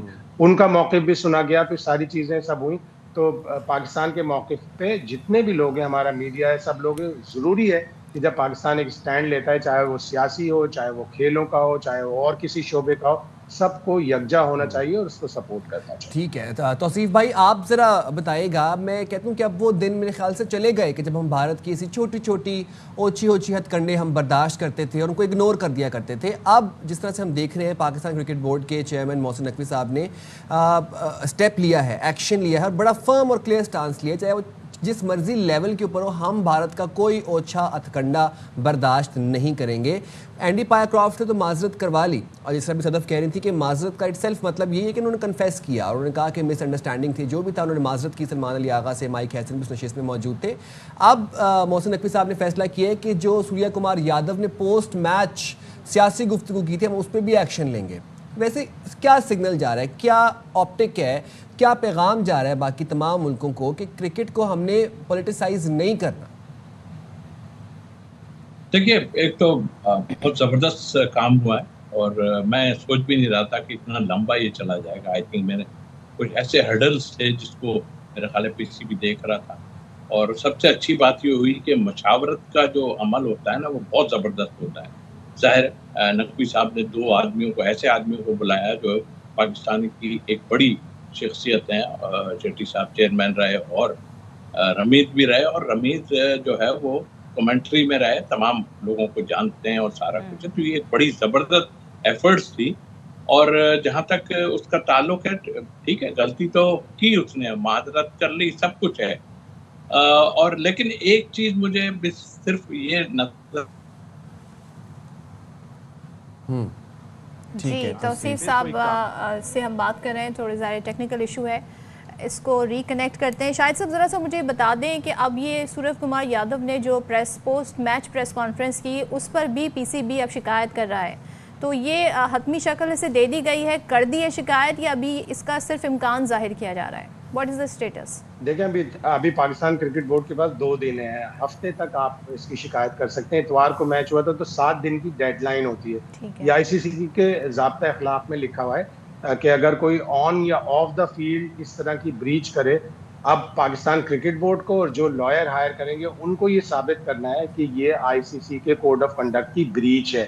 اس لیے کہ اس میں پولیٹیکل اسٹیٹمنٹ یا پولیٹکس کا لفظ نہیں لکھا کوڈ میں, اس میں بریچ لکھا ہوا ہے, یا اپوزیشن کے اوپر کوئی بات کرنا, اس ٹائپ کی چیزیں لکھی ہیں. تو یہ اچھا لائر ہوتا ہے, وہی پروف کر پاتا ہے. اس سے پہلے ہم نے ایک دفعہ 2009 میں ہم نے کیس کیا تھا انڈیا کے اوپر کہ وہ ہم سے سیریز کا وعدہ کرنے کے بعد, ریٹن وعدہ کرنے کے بعد ہم سے نہیں کھیلے. تو پتہ یہ چلا کہ وہ ریٹن وعدہ نہیں تھا, ایک سادہ سے کاغذ پہ تھا, اور وہ کیس ہار گئے اور ہمیں $2 ملین ہرجانے کے ادا کرنے پڑے اس کیس پہ.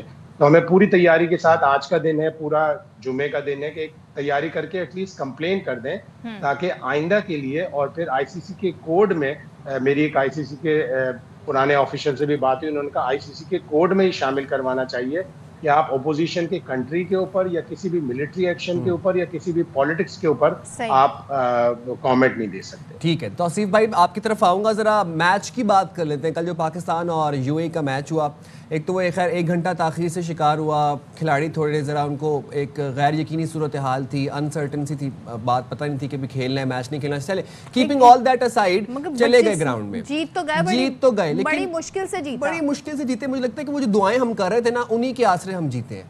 کیا تجزیہ کریں گے کل کے میچ پہ؟ دیکھیے, تجزیے سے پہلے تھوڑی سی میں یہ بات ضرور کروں گا. دیکھیں بہت زبردست پی سی بی نے کام کیا, اور ظاہر ہے کہ ہمارے سب لوگ انوالو تھے اس میں, جو میں پہلے بھی کہہ چکا ہوں. ہم دیکھیں کہاں پہ لیگ کر رہے ہیں, ہم ایک جگہ لیگ کر رہے ہیں, باقی جگہ پہ تو ہم نے ان کو اتنا مارا ہے کہ آپ سوچ بھی نہیں سکتے.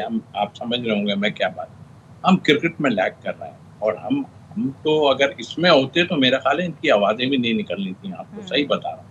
تو ہم وہاں پر مشکلات کا شکار ہیں. یہ جتنے بھی مشکلات ڈالتے ہیں, جو بھی کر رہے ہیں, وہ اپنی جگہ اور آگے بھی کریں گے یہ. اور ایک بات اور میں بتاؤں, یہ ہمیشہ کرتے رہے ہیں. یہ میں 2021 کی بات کر رہا ہوں کہ یہ انڈین ٹیم انگلینڈ میں تھی, مائک پروکٹر اور مائک ڈینس, یہ 2 ریفری تھے, اور ایک نے ہربھجن کے اوپر چیکنگ کا وہ لگایا تھا. تو ان دونوں کو سیک کر دیا گیا. سیک مین کہ ان کو ہٹا دیا گیا تھا, ان کو کہا گیا کہ آپ ان کو ہٹا دیں ریفری شپ سے. تو یہ لوگوں کو شاید اس کا علم نہیں, یہ اگر ہو تو یہ لوگ پہلے سے یہ چیز کرتے آ رہے ہیں. تو آئی تھنک میرا خیال ہے یہ تو اپنی جگہ, لیکن ہمیں क्रिकेट में बिल्कुल देखना पड़ेगा। आप इस टीम के खिलाफ अगर 130 कर रहे हैं तो आई थिंक बहुत ही कमजोर काम है ये। पिच विच को हम नहीं देंगे। आप ये भी नहीं कह सकते जी आपका काम है खेलना, आप ये कहें जी हम 2 घंटे, आपको कह दिया गया था आप अपनी तैयारी रखें और मैच खेलना है आपने। ये एक्सक्यूज कोई ना दे कि भाई वो हम वहाँ मैच में भी होटल में तबसरा कर दें तौसीफ साहब। मैच आई थिंक मेरा ख्याल है बहुत जबरदस्त हुआ है जिस तरह भी हमने देखा, लेकिन जाहिर है लैक हमने किया है।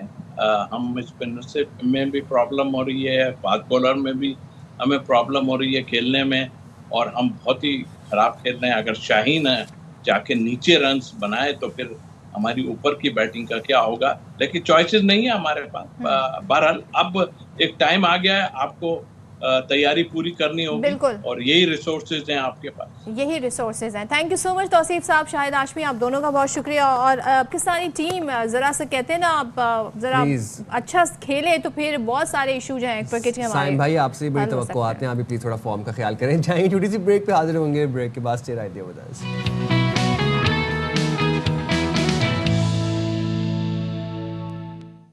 अस्सलामुअलैकुम, बाखबर सवेरा में एक दफ़ा फिर से आपको कहते हैं खुश आमदीद। साइम खान और सदफ अब्दुल जब्बार आपकी खिदमत में एक दफ़ा फिर से हाजिर हैं जनाब। इस घंटे में जिन व्यूअर्स ने हमें ट्यून इन किया है आपको भी वेरी वार्म वेलकम। बाखबर सवेरा के पेजेस को लाइक कर लें, हमें अपना फीडबैक लाजमी दिया करें, हम कैसे लग रहे हैं चलें यही बता दिया करें। हाँ, बड़ी मेहनत से तैयार होके आते हैं हम रोज़ सुबह सुबह, आपको पता है आप लोगों के लिए आते हैं। ये जानना बहुत ज़रूरी, लेकिन ये है कि माशाल्लाह अल्हम्दुलिल्लाह बहुत अच्छी, बहुत पॉजिटिव पाकिस्तान के लिए खबरें आ रही हैं। जिस तरीके से मुआहदा तय पाया, उसके बाद कल पीसीबी ने कहते हैं ना अपनी बात मनवा ली और भारत को हम हर जगह पर शिकस्त देते हुए नजर आ रहे हैं। एक और चीज भी कल एक चीज रह गई बस क्रिकेट के मैदान में, कल एक और चीज अहम हुई है। कल हमारे गोल्डन बॉय अरशद नदीम ने जापान में खेले जाने वाले जेवलिन थ्रो मुकाबले में फाइनल के लिए क्वालिफाई कर लिया है। हाँ जी। आप ये देखें, आप ये इनकी थ्रो चेक करें। अच्छा खैर आपको पता है अरशद को थोड़ा सा पहले कुछ इंजरी भी हुई थी, उनका बड़ा इसका इलाज भी करवाया गया था, लेकिन लगा कहीं से नहीं। 2 अटेम्प्ट थी, हमने देखा कि जरा सी उसमें वो परफॉर्मेंस नहीं थी, लेकिन जो फाइनल अटेम्प्ट थी उसने फिर उनको क्वालिफाई करवा दिया फाइनल के लिए। और कौमी हीरो ने वर्ल्ड एथलेटिक्स चैंपियनशिप में जेवलिन थ्रो इवेंट के फाइनल के लिए क्वालिफाई कर लिया। और आपको बता दें कि ये फाइनल आज खेला जा रहा है। सो ग्रुप बी के क्वालिफाइंग राउंड में अरशद नदीम ने 85.28 मीटर थ्रो के साथ फाइनल में जगह बनाई, जबकि भारत की नीरज चोपड़ा की थ्रो 84.85 मीटर रही। तो यहाँ भी कहते हैं ना, यहाँ भी भारत को पसपाई का सामना करना है। क्वालिफाइंग में अरशद नदीम ने पहली बारी में 76.99 मीटर की थ्रो फेंकी की और दूसरी बारी में जैसे अभी आपको बता रहे थे कि पहली 2 थ्रो हमें थोड़ी सी जरा वो शेकी लग रही थी, लेकिन फिर जो फाइनल थ्रो थी उसमें तो फिर क्या ही कहने। अच्छा जो दूसरी थ्रो थी उसमें 74.17 मीटर की थ्रो उन्होंने की, लेकिन तीसरी बार में फिर भरपूर फॉर्म दिखाई और 85.28 मीटर की थ्रो के साथ फाइनल के लिए क्वालिफाई किया है उन्होंने। All the best of luck to Arshad भाई, एंड हमारी दुआएं आपके साथ कि आज आप फाइनल जीतें और वापस वैसी जश्न मनाएं, हम वैसी आपका एयरपोर्ट पे इस्तकबाल करें और सेलिब्रेट करें एक और विक्ट्री। इंशाल्लाह सेलिब्रेशन ज़बरदस्त होगी, लेकिन यह है कि आपकी दुआएं बहुत ज़रूरी हैं। अरशद ज़ाहिर है कहते हैं ना, उन्होंने जो कमिटमेंट दिखाई है, वो कहते हैं ना जो उनसे एक्सपेक्टेशन है सबकी पूरी कौम की, इसका बड़ा प्रेशर होता है। वो कहते हैं ना वो परफॉर्मेंस इनकी बड़ी मैटर करती है, बड़ी कंसिस्टेंट इनकी परफॉर्मेंस रही है, हम चाहे ओलंपिक से देखें या वर्ल्ड एथलेटिक्स में। और नीरज चोपड़ा से इनका मुकाबला वहाँ भी था, यहाँ भी होने जा रहा है। तो देखते हैं जी कैसी परफॉर्मेंस होती है। सारी दुआएं और good luck to Arshad Nadeem. Let's see क्या होता है। पाकिस्तानी क्रिकेट टीम से भी दरखास्त है कि आप लोग भी प्लीज़ थोड़ा सा जरा हलचल कर ले। क्रिकेट ही रह गई है जिसमें हम कभी कभी हार जाते हैं इंडिया से, तो आप जरा उसमें कभी कभार चलें, ठीक है, इसको हम यहीं पे रहने देते हैं, मजीद इस पे बात नहीं करते हैं क्योंकि बस ठीक है चलें। कमिंग टू द सलामी सिचुएशन, बैटिंग में रन्स बनाए ना भाई, वो ओपनर्स क्या करें। अब आपने क्या टॉपिक छेड़ दिया फिर से। बड़ी माजरत, मैंने नमक पाशी कर दी आपके जख्मों पर। अच्छा आपको पता है कि सैलाब, आपने हम जैसे बात कर रहे थे कि पंजाब की तारीख का बदतरीन सैलाब था اللہ کا شکر ہے وہ زور ٹوٹ گیا وہاں پر, لیکن وہاں پر بھی سیلاب نے کوئی اچھی, وہاں پر آپ دیکھیں کہ غم کی داستان اور تباہی کی داستانیں چھوڑ کے اب سندھ میں داخل ہوا. سندھ میں اب جو کچے کا علاقہ تھا جس کا زیر آب آنے کا خدشہ تھا, آپ کو پتہ ہے کچے میں تو جنگل کا قانون ہے, وہاں پر لوگ بس ضد تھے کہ ہم نے منتقل نہیں ہونا, کیونکہ اگر ہم اس جگہ سے نکل جائیں گے تو ہماری جگہ پہ کوئی اور آ کے بیٹھ جائے گا. خیر وہاں سے منتقلی کا بھی ہوا, ساری سچویشن بھی ہوئی وہاں پر, اور ریسکیو ریلیف سرگرمیاں بھی جاری تھیں. دیکھیں کچے کے جو علاقہ, جب بھی ہم سندھ کا مینشن کرتے ہیں تو آپ کے ذہنوں میں ڈاکو یاد آ جاتے ہیں, کچے کے ڈاکو. تو یہ جو کچے کے ڈاکو ہیں اب انہوں نے سیلاب کی وجہ سے اپنے ٹھکانے خالی کرنا شروع کر دیے ہیں, اور پولیس یہ بتا رہی ہے کہ کشمور میں کچے کے علاقے میں سیلابی پانی آنے کے بعد ڈاکو علاقہ خالی کر کے چلے گئے ہیں, جس کے بعد پولیس نے علاقوں کا کنٹرول سنبھال لیا ہے. یہ کہتے ہیں نا بلیسنگ ان ڈسگائز آپ اکثر کہتی ہوتی ہیں, یہ وہ والی بات ہی. بٹ ذرا آپ کو بتاتے ہیں کہ سندھ میں آنے والے سیلاب سے سکھر کے کئی علاقے ڈوب گئے, جیسے بھی ہم آپ کو بتا رہے تھے. کچے کا علاقہ بھی زیر آب میں تھا, سکھر کے کافی علاقے متاثر ہوئے. شیر محمد جتوئی گوٹ میں سیلاب نے سینکڑوں ایکڑ پر تباہی مچائی اور فصلیں ڈوب گئیں.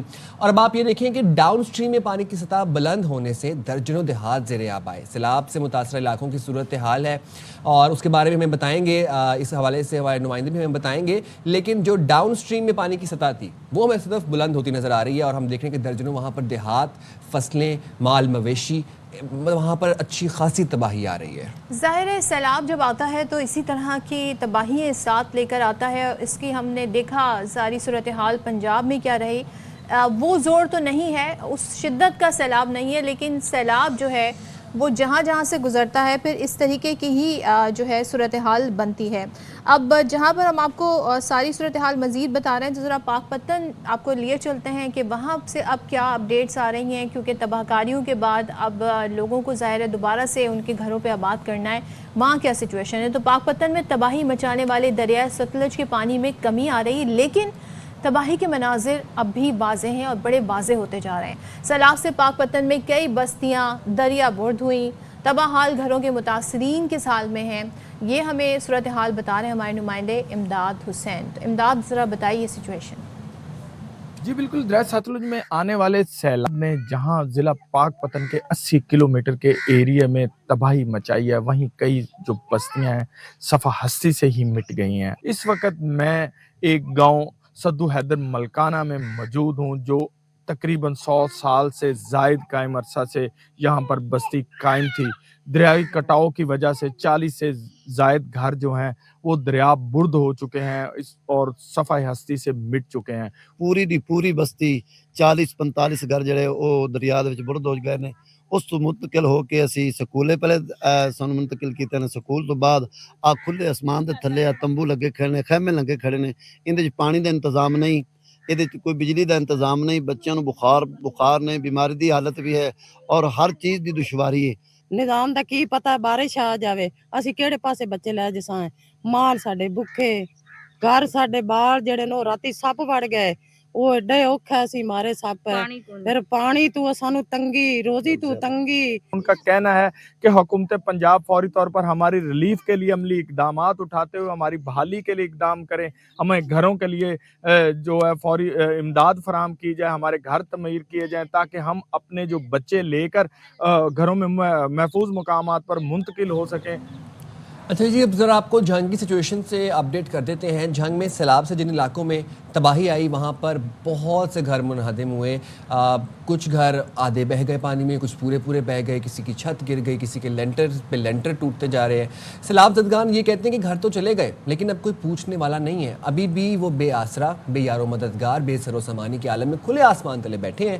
تو مصعب فاروق ہمیں ان کے سچویشن سے اپڈیٹ کر رہے ہیں. مصعب بتائیے گا.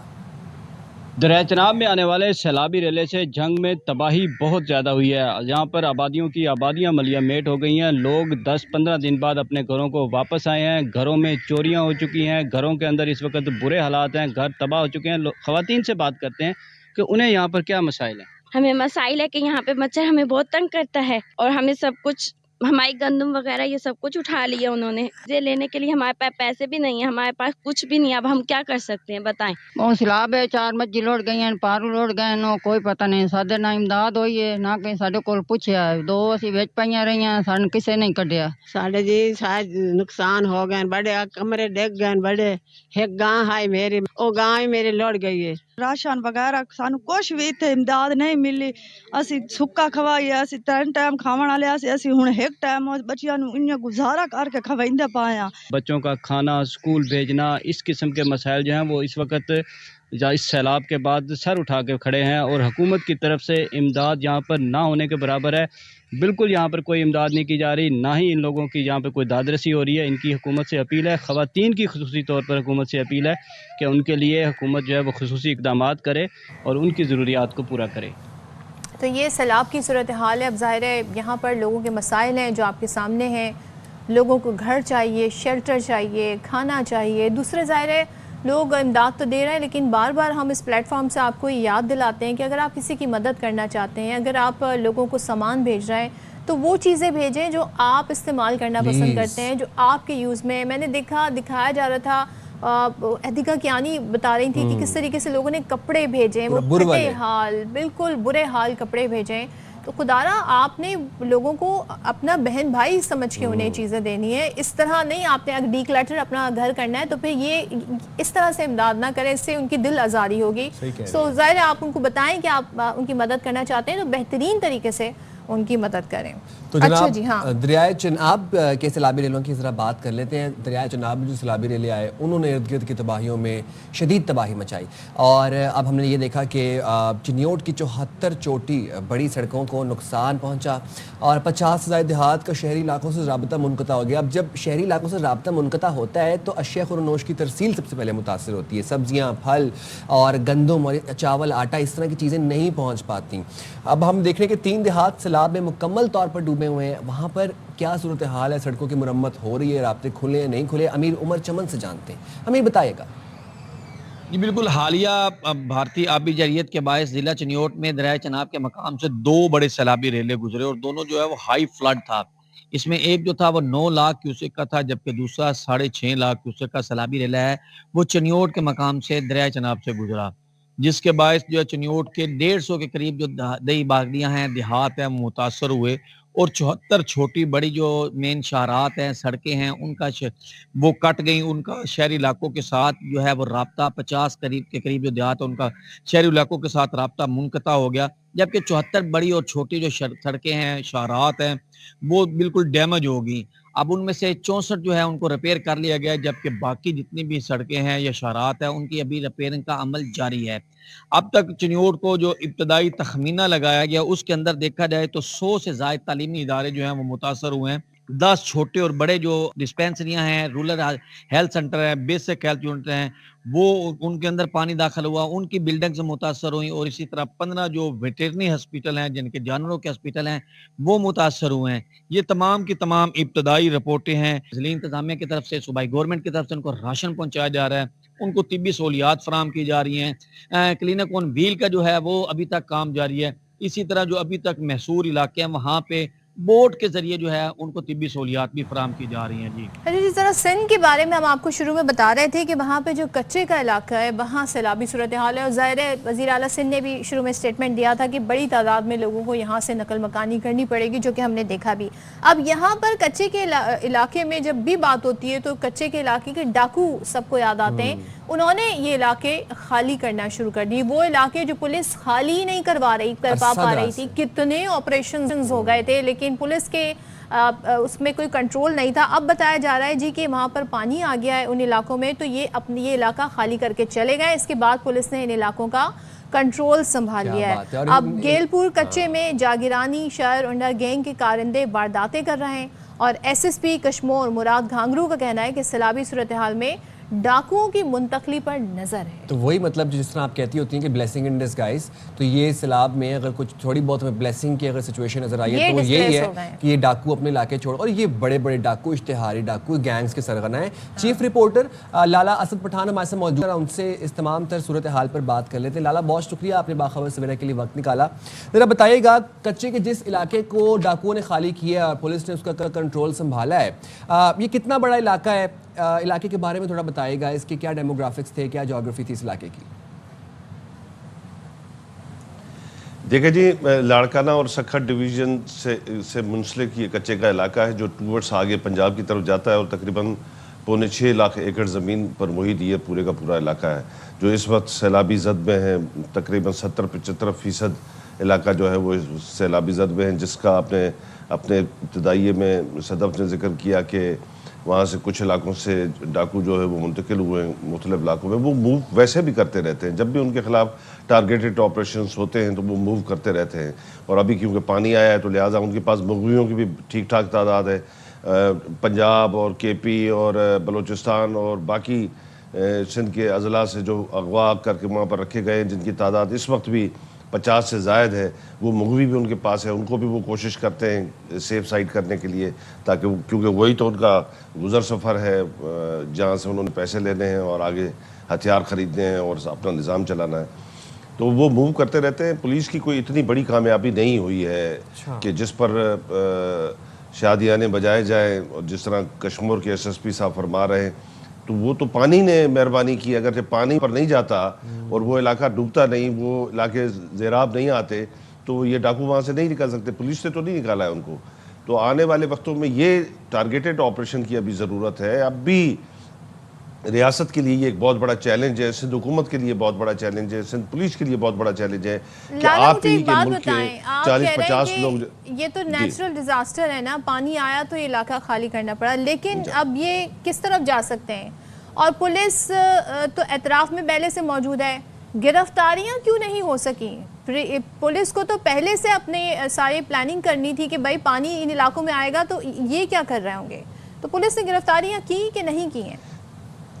देखिए, दरियाए सिंध का जो, जैसे आप गुड्डू बैराज से सिंध के इलाके में दाखिल होती हैं, तो दरियाए सिंध का जो वसी इलाका है कच्चे का, उसको पूरे का पूरा कवर करना, जिस तरह मैंने आपको अपने इब्तदाइये में बताया कि 6.25 लाख एकड़ ज़मीन है। 6.25 लाख एकड़ ज़मीन को अगरचे पूरी की पूरी सिंध पुलिस भी वहाँ पर उतार दी जाए तो वो उसका सर्जिकल ऑपरेशन नहीं कर सकते, माँ सिवाय टारगेटेड ऑपरेशन के। तो इसके लिए हिकमत अमली की ज़रूरत होती है, इसके लिए बैठकर फंड्स की ज़रूरत है, इसके लिए बैठकर तमाम जो स्टेक होल्डर हैं उनको इन्वॉल्व करने की ज़रूरत है। क्योंकि जितने वहाँ पर गैंग्स हैं, जिस तरह शर गैंग है, कोश गैंग है, सब्जोई गैंग है, जागरानी गैंग है, तेगानी गैंग है, मज़ारी गैंग है, जखरानी गैंग है, इन सब के सरदार जो हैं वो तो खुद ही पावर में बैठे हुए हैं। तो क्यों नहीं उनको इन्वॉल्व करती गवर्नमेंट? क्यों उन पर प्रेशर नहीं करती कि उनके कबीले के बहुत थोड़ी थोड़ी तादाद के जो लोग हैं उन्होंने गैंग्स बनाकर वो अंदर कच्चे के इलाके में बैठे हुए हैं और उन्होंने पूरे पाकिस्तान से लोगों को अगवा करके वहाँ पर रखा हुआ है। अभी कुछ दिन पहले के बंद पर एक डेड बॉडी मिली थी, किसी शाह साहब के नाम से उसकी वो शनाख्त हुई है, उसका भी ताल्लुक पंजाब से था।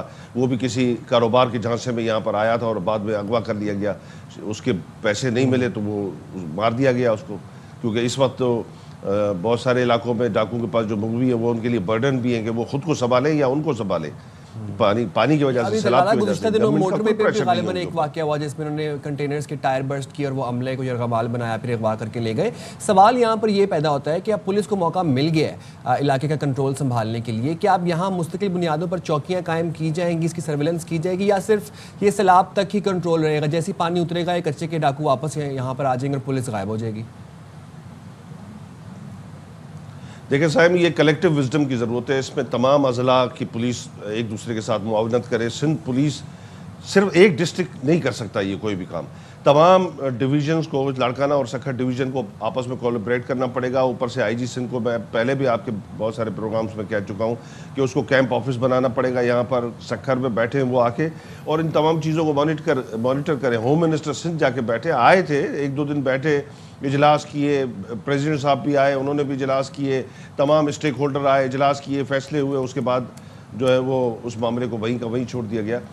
बहुत थोड़े लोगों ने बहुत बड़ी आबादी को यरगमाल बनाया हुआ है और ये पॉसिबल है कि उनका खात्मा मुमकिन हो सकता है, मगर क्या है कि विल नहीं है, या जो छोड़ दिया है पाकिस्तानियों को डाकुओं के रहमो करम पर। सही है, बहुत शुक्रिया। लाला असद पठान हमारे साथ थे। अभी बात तो ये है कि पानी आ गया तो इन्होंने इलाका खाली किया, वरना पुलिस इनसे इलाका ये खाली करवा नहीं पा रही थी। अब हम सवाल यही उठा रहे हैं कि भाई जब सिचुएशन का ऑलरेडी आइडिया था तो प्लानिंग करनी थी, कोई स्ट्रेटजी बनानी थी, गिरफ्तारियां करनी थी। اب بعد میں آپ کو میں ہوپ فلی ایسا نہ ہو یہ خبر آئے گی جو پانی اتر گیا تو یہ اپنے علاقوں میں واپس آ گئے. خدا نہ خواستہ نہ ہی خبر آئے, خبر جھوٹی ہو, لیکن مجھے یہ لگ رہا ہے کہ خبر آئے گی کیونکہ کوئی اسٹریٹجی نہیں تھی اور یہ تو عارضی طور پر انہوں نے علاقے خالی کیے اور یہ لوگ آ گئے. پانی واپس اترے گا تو جیسے کوئی لاحہ عمل تھا ہی نہیں تو وہ واپس آ جائیں گے. چلے جی یہیں پر ہم بریک لیتے ہیں اور بریک کے بعد واپس آتے ہیں.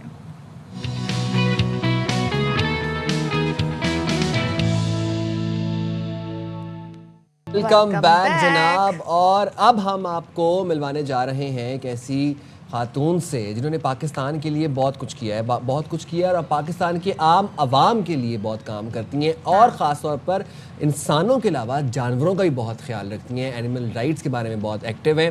تو جناب پاکستانی خاتون پولیس افسر ASP شہر بارو نقوی کو ایشیا 21 نیکسٹ جنریشن فیلوشپ کے لیے منتخب کر لیا گیا ہے. وہ پاکستان کی پہلی پولیس افسر ہیں جنہیں یہ اعزاز ملا ہے اور یہ فیلوشپ کے لیے خطے کے 27 ممالک میں سے مختلف شعبوں میں غیر معمولی کارکردگی دکھانے والے 30 افراد کا انتخاب کیا گیا, جن میں سے ASP شہر بارو نقوی پاکستان سے منتخب ہوئے. اور ترجمان پنجاب پولیس کے مطابق ایشین نیکسٹ جنریشن سمٹ جو ہے وہ رواں سال 5 سے 7 دسمبر کو منیلا میں ہوگی, جہاں منتخب جو خواتین مرد ہیں اپنے اپنے معاشروں کو درپیش سوشل ایشوز جو ہیں, مسائل کے حل کے لیے جو پریکٹیکل اپروچ ہونی چاہیے, سلوشن ہونا چاہیے, وہ پیش کریں گے. اور جب ہم شہر بانو کی بات کرتے ہیں تو شہر بانو نے اپنے اس بینگ اے پولیس آفیسر اس کیپیسٹی میں بہت کام کیا ہے. بہت جلدی ہم نے دیکھا کہ ایسے مشکل ٹاسک جو ہیں انہوں نے سالو کیے, بڑے اچھے سے ہینڈل کیا, بڑا اچھا انہوں نے اپنا نام بنایا. خاص طور پر صدف اف یو ریممبر لاہور میں جو اچھرے والا جو انسیڈنٹ ہوا تھا جہاں پر ایک خاتون کو ایک موب نے, جو آپ مناظر بھی دیکھ رہے ہیں, باقاعدہ اٹیک کرنے کی کوشش کی تھی کیونکہ انہوں نے ایک مخصوص قسم کا کچھ پہنا ہوا تھا اس وجہ سے, تو اس خاتون کو ریسکیو کیا, اس پورے موب میں گھسی اکیلی اور اس لڑکی کو ریسکیو کر کے پھر لے کے گئیں اور اس کو ایک آنچ نہیں آنے دی, خراش نہیں آنے دی. وہ لڑکی بہت ڈری ہوئی تھی, بہت سہمی. This was the point when she is the one کہ جب دوسری خواتین انہیں دیکھتی ہیں تو ایز اے رول ماڈل دیکھتی ہیں کہ ہم بھی اس پروفیشن کا حصہ بن سکتے ہیں. تو اسی حوالے سے ہمارے ساتھ آج گفتگو کے لیے موجود ہے ASP Shehr Bano Naqvi. Thank you so much Shehr Bano, بہت شکریہ جوائن کرنے کے لیے, بہت بہت مبارک ہو سب سے پہلے تو آپ کو. لیکن مجھے یہ بتائیے گا کہ اس اعزاز کے حوالے سے کہ یہ کیا ہے, اس کا سلیکشن کیسے ہوتا ہے, کتنے کیا مراحل تھے جو طے ہوئے ہیں, تو تاکہ ہم ذرا جانیں کہ اس کی کیا سگنیفیکنس ہے. السلام علیکم, thank you so much for having me and thank you so much for congratulating. Basically یہ جو ایوارڈ ہے یہ ایشیا 21 فیلوشپ ہے نیکسٹ جنریشن کی. It connects leaders across Asia. اس کی جو سلیکشن پروسیس ہے اس کے اندر جو انٹرسٹنگ بات ہے which makes it different from all the other fellowships is کہ آپ اس کے لیے خود اپلائی نہیں کر سکتے.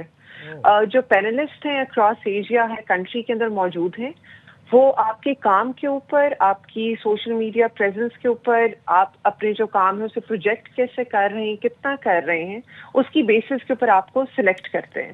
اور اس کے بعد پھر you have to compete with participants all over Asia and then a class of approximately 20 اور may be this time around 13 ان کو سلیکٹ کر کے وہ پھر they take you to either Singapore or New York or to another country. This time they have selected Philippines as their host country. So it's going to be hosted in December in Philippines and then it's going to be a year-long fellowship. Lovely. شہر بانو یہ بتائے گا کہ کتنے ممالک اور کتنے افراد میں آپ کا انتخاب کیا گیا اس فیلوشپ پروگرام کے لیے؟ I think we are around 49 countries, if I'm not wrong, if we take into account all the countries across Asia. So it's 49. اور اس کے اندر پھر they have selected and I'm the first civil servant, not only the first female but the first civil servant to be selected for this award. And شہر بانو ظاہر ہے جو سمٹ ہونے جا رہی ہے پاکستان کی, اس میں ظاہر ہے آپ ریپرزنٹیشن کریں گی, آپ جن ایشوز پر وہاں پہ تجاویز دی جائیں گی یا ڈسکشن میں ہوں گی وہ آپ نے, ظاہر ہے ہم پاکستانی سوسائٹی کی بات کرتے ہیں تو بڑے مشکل آپ نے سچویشنز کو بڑے اچھے سے ہینڈل کیا ہے, تو آپ کیا وہاں پر ظاہر جا کر آپ تجاویز دیں گی یا کن معاملات کو آپ چاہتی ہیں کہ وہ ہائی لائٹ ہوں؟ دیکھیں ہمیں ان معاملات کو دیکھنا ہے جو نہ صرف ہمارے ملک کے لیے ایک بہت بڑا مسئلہ ہے بلکہ اکراس ایشیا جو نہیں ہے وہ ایک پرابلم کریٹ کرتے ہیں. اس کے اندر سب سے پہلے جو ہم لوگ کو جب انہوں نے پروپوزل مانگی تو ہم نے پروپوز کیا تھا سسٹینیبل یوز آف ٹیکنالوجی جس کے اندر ہم اپنا جو لا اینڈ آرڈر ایشوز ہیں ان کو ہینڈل کر سکیں, اور دوسرا یہ کہ ہم ٹرسٹ ڈیفیسٹ کم کر سکیں between the public and the state institutions. اس کے لیے جو ہم نے پروپوزل جس کے اوپر ابھی پنجاب پولیس نے کام کرنا بھی شروع کر دیا ہے وہ ہے computerisation of the case properties. ہمارے پاس جو کیس پراپرٹیز ہوتی ہیں کرمنل کیسز کے اندر ان کو بہت زیادہ مس ہینڈل کیا جاتا ہے. آپ نے مال خانے کا لفظ سنا ہوگا کہ ہر تھانے میں ایک مال خانہ ہوتا ہے, اس کے اندر کیس پراپرٹیز جمع کروا دی جاتی ہیں اور پھر جو آپ کا ڈسٹرکٹ کا مال خانہ ہے اس کے اندر بعد میں جمع کروا دی جاتی ہیں. اس ساری چیز کا کوئی کمپیوٹرائز سسٹم اویلیبل نہیں ہے. تو the proposal that got me selected for this fellowship is the one where I propose that we need to computerize this entire system.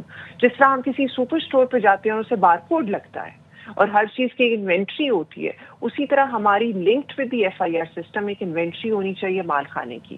ہمارا فوکس جو ہے وہ اس پروپوزل پہ ہوگا ان پرٹیکولر. اچھا شہر بانو, ہم بھی دیکھتے ہیں کہ آپ خاص طور پر خواتین کے معاملات میں بہت کنسرن رہتی ہیں, اینیمل رائٹس پر آپ بہت کام کرتی ہیں, بہت بات کرتی ہیں. کیا پرائرٹی پہ آپ مسائل رکھتی ہیں؟ ویسے تو ہر مسئلہ جسٹس وردی ہے اور ہر انکوائری ایکولی آپ اس کو دیکھتی ہیں, بٹ دین اگین ہیرارکی میں آپ کے نزدیک کیا وہ کچھ چند معاملات ہیں جو پرائیورٹی بیسس پر جن کے اوپر کام کرنا چاہیے؟ پرائیورٹی بیسس کے اوپر یہ جو ولنریبل کمیونٹی کے معاملات ہیں وہ ہونے چاہیے. کیوں؟ کیونکہ نہ صرف یہ سفر کر رہے ہوتے ہیں, ان کے اگینسٹ جو ہے وہ ایک کرمنل ایلیمنٹ جو ہے وہ ان کو ایکسپلوئٹ کر رہا ہوتا ہے, بلکہ ان کی جو سفرنگ ہے ان کی آواز جو ہے وہ کوئی سننے والا نہیں ہے. تو ہماری پرائیورٹی یہ ہوتی ہے کہ جو ولنریبل کمیونٹی کے اندر جس کے اندر بچے, خواتین, مائنورٹیز کے لوگ, اسپیشلی ٹرانسجینڈرز, جب یہ لوگ آتے ہیں ہمارے پاس تو ہماری کوشش یہ ہوتی ہے کہ ہم سب سے پہلے ان کو ڈیل کریں. سوشل میڈیا پریزنس اور لوگوں کو ریچ آؤٹ کرنے کی وجہ سے ہمیں ایک ضرور فائدہ ہوا ہے, وہ یہ ہے کہ لوگ ہمارے پاس ٹوبا ٹیکسنگ, ایون GB, کشمیر, دور دراز کے علاقوں سے بھی خواتین نے نہ صرف انسٹاگرام پہ ریچ آؤٹ کیا بلکہ ان پرسن بھی آئی ہیں اور انہوں نے کہا کہ ہمارا مجرم جو ہے وہ جو ملزم جو ہے وہ ادھر ہے, لاہور کے اندر ہے یا ادھر پنجاب کے اندر ہے, فون کرتا ہے. اگر کال آتی ہے میرے والد صاحب کو تو مجھے خوف آنا شروع ہو جاتا ہے, کل ایک بچی آئی ہے. گھر کی بیل بجتی ہے تو مجھے لگتا ہے وہ آ گیا باہر. والد کو میسج آتا ہے تو مجھے لگتا ہے کہ اس کا میسج آ گیا, تو میں اس خوف میں اب زندہ نہیں رہنا چاہتی. تو ہماری priority at the end of the day is always going to be children, women, minorities, transgenders. Shehr Bano, ظاہر ہے آپ کو جب ایز اے رول ماڈل بھی بہت ساری لڑکیاں, بچیاں جو اس فیلڈ میں آنا چاہتی ہوں گی, جب وہ دیکھتی ہیں کہ پولیس ایک بڑا چیلنجنگ پروفیشن سمجھا جاتا ہے بالخصوص ہماری سوسائٹی میں خواتین کے لیے, اس فیلوشپ کے بعد آگے آپ نے کیا گولز سیٹ کیے ہوئے ہیں, کیا کرنا مزید چاہتی ہیں؟ ہم یہ آئیڈیا انکلکیٹ کرنا چاہتے ہیں. کل ایک ٹاک تھی جس کے اندر لیڈرشپ ان ویمن کی بات ہو رہی تھی سروس سیکٹر میں, تو ہمیں یہ بات کی کہ women should act like a tribe. خواتین کا ایک قبیلہ ہے, خواتین کو ایک دوسرے کا ساتھ دینا ہے. اگر خاتون کے بارے میں آپ کو غلط بات پتہ چلتی ہے تو آپ اسے اگنور کریں. اگر کوئی ایسا سوال جو کسی مرد سے نہیں پوچھا جاتا اور خاتون سے پوچھا جاتا ہے تو اس کا جواب نہ دیں. آپ اپنے آپ کو ایک پروفیشنل, ایک ایسے انڈیویجول کے طور پہ سامنے لے کے آئے ہیں جس کا جینڈر بعد میں ہے اور اس کا پروفیشن پہلے ہے, in order to succeed in life and be a leader. تو ہمارا فوکس یہ ہوگا کہ ہم لوگ ان ساری اویئرنیس کیمپینز کے اوپر کام کرنا سٹارٹ کریں, جہاں خواتین کو یہ بتایا جائے کہ انہوں نے اپنے جینڈر کے بارے میں بعد میں سوچنا ہے اور اپنے کام کے بارے میں اور وہ انڈیویجول کے طور پہ کیسی ہیں پہلے سوچنا ہے. لولی, بہت شکریہ شہر بانو, بہت سی نیک تمنائیں اور دعائیں آپ کے لیے. Thank you very much for taking out time for باخبر سویرا. اور ہم چاہتے ہیں کہ اسی طرح ہی ولنریبل کمیونٹیز کو پروٹیکٹ کیا جائے اور ان کے لیے کام بھی کیا جائے. چلیں, تو پاکستانی کہتے ہیں نا پولیس آفیسر کے لیے ایک بڑا اعزاز ہے یہ. چلیں آگے بڑھتے ہیں, کراچی کی بات کرتے ہیں, اور جب کراچی کی بات کرتے ہیں تو مسائل کا پورا ایک انبار ہے, پہاڑ ہے جو سامنے آ جاتا ہے. دن سے رات ہو جائے اور رات سے پھر اگلا دن. اچھا, اب جو میں بات آپ کو بتانے لگی ہوں تو اس سے کراچی والوں آپ یہ نہیں سمجھے گا کہ رات گئے بارش ہو گئی تو یہ بارش کا پانی ہے. یہ بارش کا پانی نہیں ہے. بارش کا پانی ہوتا ہے, کھڑا رہتا ہے کئی دن, لیکن نلکوں میں پانی نہیں آتا. اور پانی آپ کو اگر ملے گا کراچی میں بارش کے علاوہ تو وہ سڑکوں پہ ملے گا اور وہ پانی کا ضیاع ہوگا. تو یعنی کہ یونیورسٹی روڈ اور حسن اسکوائر سے نیپا جانے والا جو ٹریک ہے اس پر پانی جمع ہے, اور جب پانی جمع ہوگا, یہ بڑا بزی ٹریک ہے, یہاں پر اگر پانی ہو جائے جمع تو پھر جو ٹریفک کی حالت ہوتی ہے, جو لوگوں کو یہاں سے گزرتے ہوئے اذیت کا سامنا کرنا پڑتا ہے, اس سے آپ اور ہم سب تو بخوبی واقف ہوں گے, کیونکہ ہم ایک بار نہیں कई बार ये एक्सपीरियंस कर चुके हैं। तो कल से यहाँ पर ट्रैफिक की शदीद रवानी जो है, रवानी शदीद मुतासिर है। और सफूरा चौरंगी पर भी मरकजी शाहराह पर पानी दिखाई दे रहा है, जहाँ तक देखो पानी नज़र आ रहा है। शहरियों को शदीद मुश्किलात का सामना है, शहरी परेशान है, जाएँ तो जाएँ कहाँ, किसको बताएं, किसको सुनाएं अपना दुखड़ा। अनवर खान इस वक्त वहाँ पर मौजूद हैं, हमें तमाम तर सिचुएशन से लाइव अपडेट करेंगे। अनवर बताएगा किस मकाम पर मौजूद हैं, शहरियों को क्या मुश्किलात का सामना है, और ये पानी की निकासी मतलब कब होगी, कब शुरू होगी? जी देखिए, इस वक्त मैं मेन यूनिवर्सिटी रोड के सामने मौजूद हूँ और मेरे दाएं जाने वफाकी उर्दू यूनिवर्सिटी है। और इस वक्त पस मंज़र के अंदर जो आप सूरत-ए-हाल देख रहे हैं, ये सीरीज का पानी है जो ओवरफ्लो होने के बाद यहाँ पे आया है, झील का मंजर पेश कर रहा है। इंतहाई सख्त ताफून है, बदबू और यहाँ पे खड़ा होना इंतहाई माहौल हो चुका है। और इस वक्त 3 से 4 मकामात के ऊपर ये लाइन इस वक्त ओवरफ्लो का शिकार है।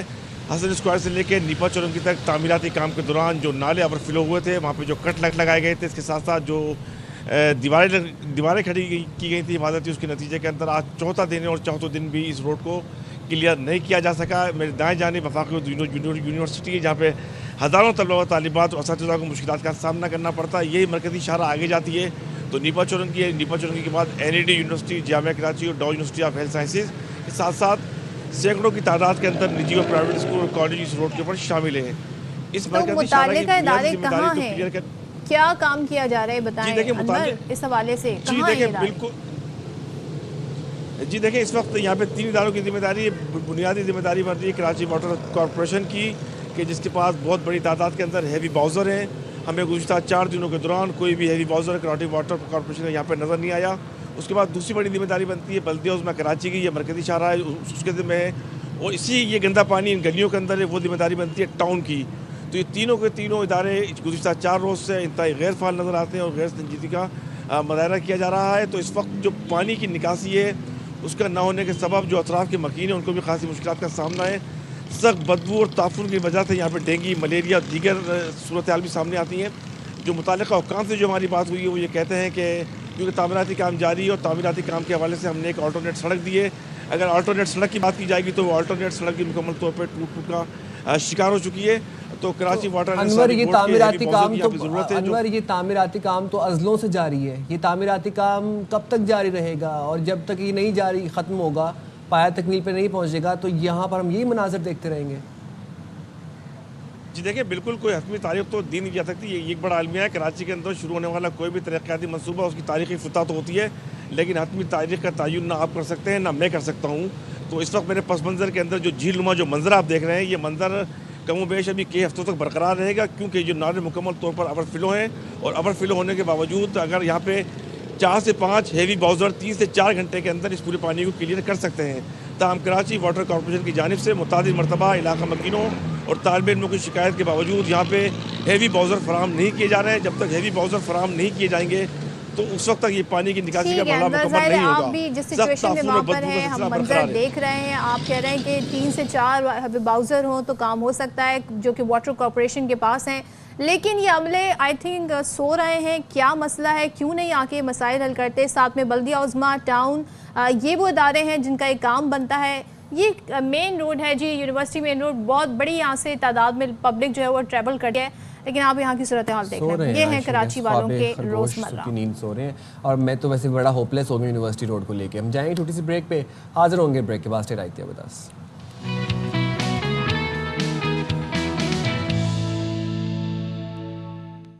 वेलकम बैक जनाब। और इस साल जितनी हमने बात की है मौसमियाती तब्दीलियों के हवाले से और जो हमने उसके कैटास्ट्रॉफिक कॉन्सिक्वेंसेस देखे हैं, इट्स हाई टाइम कि अब हम अपने लिविंग स्टाइल को, अपने लाइफ स्टाइल को माहौल दोस्त बना लें, एक ग्रीन की तरफ आ जाएं, इको फ्रेंडली चीज़ों की तरफ आना शुरू कर दें। आज हम आपको मिलवा रहे हैं इसी के पेश नज़र 2 ऐसे बासलाहित नौजवानों से जिन्होंने ग्रीन सस्टेनेबल पेपर बनाया है। क्योंकि आपको तो पता है कि पेपर बेसिकली वुड से बनाया जाता था, उसके लिए डिफॉरेस्टेशन करनी पड़ती थी, उसके लिए दरख्त काटना पड़ता था, और कागज़ की वजह से आजकल के दौर में हमारे पास क्या अहमियत है, हम मतलब लिटरली हम इस्तेमाल करते हैं और फेंक देते हैं, और जो फेंकते हैं वो ज़ाया हो जाता है, उसको रिसाइकिल भी नहीं करते। हमारे यहाँ तो ये सिस्टम भी नहीं कि रिसाइकलिंग का इसमें कोई प्रोसेस। अच्छा, ज़ाहिर है जैसे कि आपने बताया कागज़ के लिए लकड़ी ही नहीं, सिर्फ पानी का भी बहुत ज़्यादा इस्तेमाल होता है, लेकिन जो ग्रीन पेपर है یہ ایک ایسا پروجیکٹ ہے جو جانوروں کے فضلے کو ریسائکل کر کے ماحول دوست پیپر میں تبدیل کرتا ہے اور اس کی کاسٹ بھی کم ہے، یعنی کاسٹ افیکٹو ہے. تو جو ٹیم ہے جس نے یہ پروجیکٹ پروپوز کیا ہے، بنایا، ذرا ان کی طرف چلتے ہیں. انہوں نے ہمیں جوائن کیا ہے. گرین پیپر پاکستان پروجیکٹ پیش کرنے والے طلبہ کی ٹیم سے 2 نوجوان راجہ محمد عثمان اور سعد حسن ہمارے ساتھ موجود ہیں. آپ دونوں کا بہت شکریہ پروگرام میں جوائن کرنے کے لیے. سب سے پہلے تو عثمان آپ سے میرا سوال ہے ذرا ہمیں، کیونکہ آپ ٹیم لیڈر بھی ہیں، ساتھ میں آپ کے ٹیم ممبر ہیں. عثمان آپ بتائیں کہ یہ پروجیکٹ ہے کیا اور کس طریقے سے ماحول دوست ہے؟ السلام علیکم. وعلیکم السلام. بیسیکلی ہم نے جو ہے یہ پیپر جو ہمارا پنجاب کی سائڈ ہے اس کے اندر اینیمل ڈنگ کو ویسٹ کے طور پہ اوپن ایریا میں وہ پڑا ہوا ہوتا ہے، اسے یوز اور یوٹیلائز نہیں کیا جاتا. تو وہ جو ہوتا ہے میتھین کاز کر رہا ہوتا ہے، ایک لینڈ پولوشن بھی ہو رہی ہوتی ہے. تو اس کو کنٹرول کرنے کے لیے ہم نے انیشیٹو لیا تھا کہ ہم اینیمل ڈنگ کو یوز کر کے پیپر بنائیں. اب اس میں India, Thai land, Sri Lanka, U S سے بھی وہ پیکیجنگ کے طور پہ اور پیپر کے طور پہ بھی اس کو یوز کر رہے ہیں. اور ہم چاہ رہے تھے کہ ایک ہمارے جو پنجاب کا ایریا ہے اینیمل ڈنگ ہے، ہم اسے بھی یوز کر سکیں. اور میتھین ایمیشن جو ہماری ہو رہی ہوتی ہے پنجاب میں، اور لوگوں کو یہ سمجھ نہیں آ رہی ہوتی کہ ان کو ریسپائریٹری ڈیزیزز کیوں ہو رہی ہیں. تو وہ کیونکہ پنجاب میں میتھین کی وجہ سے میتھین زیادہ انہیل کر رہے ہوتے ہیں، اور میتھین جو ہے گلوبل گیس بھی، گرین ہاؤس گیس بھی ہے. تو اس کو کنٹرول کرنے کے لیے ہم نے اس پروجیکٹ پہ کام کیا تھا. زبردست. تو آپ گرین ہاؤس گیسز کے اخراج کے ساتھ بھی ڈیل کر رہے ہیں، اس کو بھی کنٹرول کر رہے ہیں، اور ساتھ ہی ساتھ آپ ایکو فرینڈلی پیپر بھی بنا رہے ہیں. ساتھ میں آپ سے جاننا چاہوں گا کہ یہ جو گرین پیپر ہے اس کا کیا پروسیس ہے، کیسے بنتا ہے یہ؟ جی سر، فرسٹ آف آل تو ہمارے جو دیہاتی علاقے ہیں وہاں پہ ڈنگ پڑا، اینیمل ڈنگ میں زیادہ کاؤ کا ڈنگ جو ہوتا ہے وہ اوپنلی پڑا ہوتا ہے. تو سب سے پہلے تو ہمیں اسے کلیکٹ کرنا ہے اور اسے گرائنڈ کرنا ہے. گرائنڈ کے بعد اس کے فائن پیسز ہمیں مل جاتے ہیں، وہاں سے ہم انہیں فائبر کو کلیکٹ کرتے ہیں. جو ہم اسے تھوڑا فائبرز کو ہم چھانتے ہیں تو ہمارے پاس فائبر الگ سے آ جاتے ہیں. اب جو ریسٹ آف دا پروسیس ہے وہ ہم فائبر کے ساتھ ڈیل کریں گے. فائبرز میں ہم ریزنز لگائیں گے اور انہیں ایک پراپر جو ہوگا ہینڈلر اس میں اس پیپر کی شیپ میں کنورٹ کریں گے، اور دین اسے ہم ڈرائی کریں گے تو ہمارے پاس ایکو فرینڈلی پیپر تیار ہو جائے گا. اچھا عثمان، ذرا یہ بتائیے گا، کیونکہ اس پروجیکٹ کے بارے میں یہ بھی کہا جا رہا ہے کہ جو عام کاغذ ہے اس سے سستا ہے، تو یہ کس طرح یہ کاسٹ افیکٹو ہے، کتنا کاسٹ افیکٹو ہے یہ؟ بیسیکلی ہم جو یہ یوز کر رہے ہیں، جو ہمارے پنجاب کے اندر بایو گیس پلانٹس ہیں اس کی سلری بھی ہم یوز کر سکتے ہیں. جو پنجاب کے علاقے میں ویسے وہ پھینک دیتے ہیں اسے، تو ہم اسے یوز کر کے ایک وہ ہمارے پاس آ جاتا ہے. اس کے بعد جو ہم اس میں فائبرز کلیکٹ کرتے ہیں تو وہ فائبرز ہم واٹر کے اندر وہ سینک ہوا ہوتا ہے. اس سے یہ ہوتا ہے کہ جو فائبرز ہوتے ہیں وہ ڈینسٹی ڈفرینس کی وجہ سے اوپر آ جاتے ہیں، اور جو ریسٹ جو مٹیریل ہوتا ہے اس میں فاسفورس اور ادر جو ایلیمنٹس ہوتے ہیں وہ موجود ہوتے ہیں. ہم اسے وہ فرٹیلائزر کے طور پہ بھی دے سکتے ہیں. اور جو یہ ہوں گے فائبرس، اس کے اندر جو ریزنس یوز کرتے ہیں زیادہ تر لوگ وہ آرٹیفیشلی ریزنس یوز کرتے ہیں.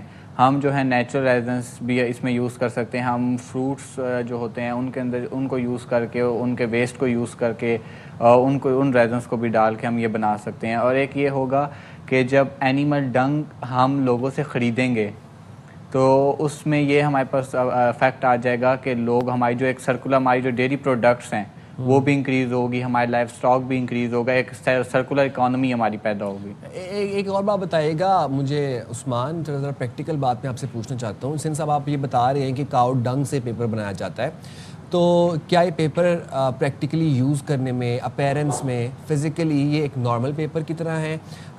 لکھنے پہ یہ پیپر صحیح ہے، آپ کی جلد کے لیے، اسکن کے لیے سیف ہے؟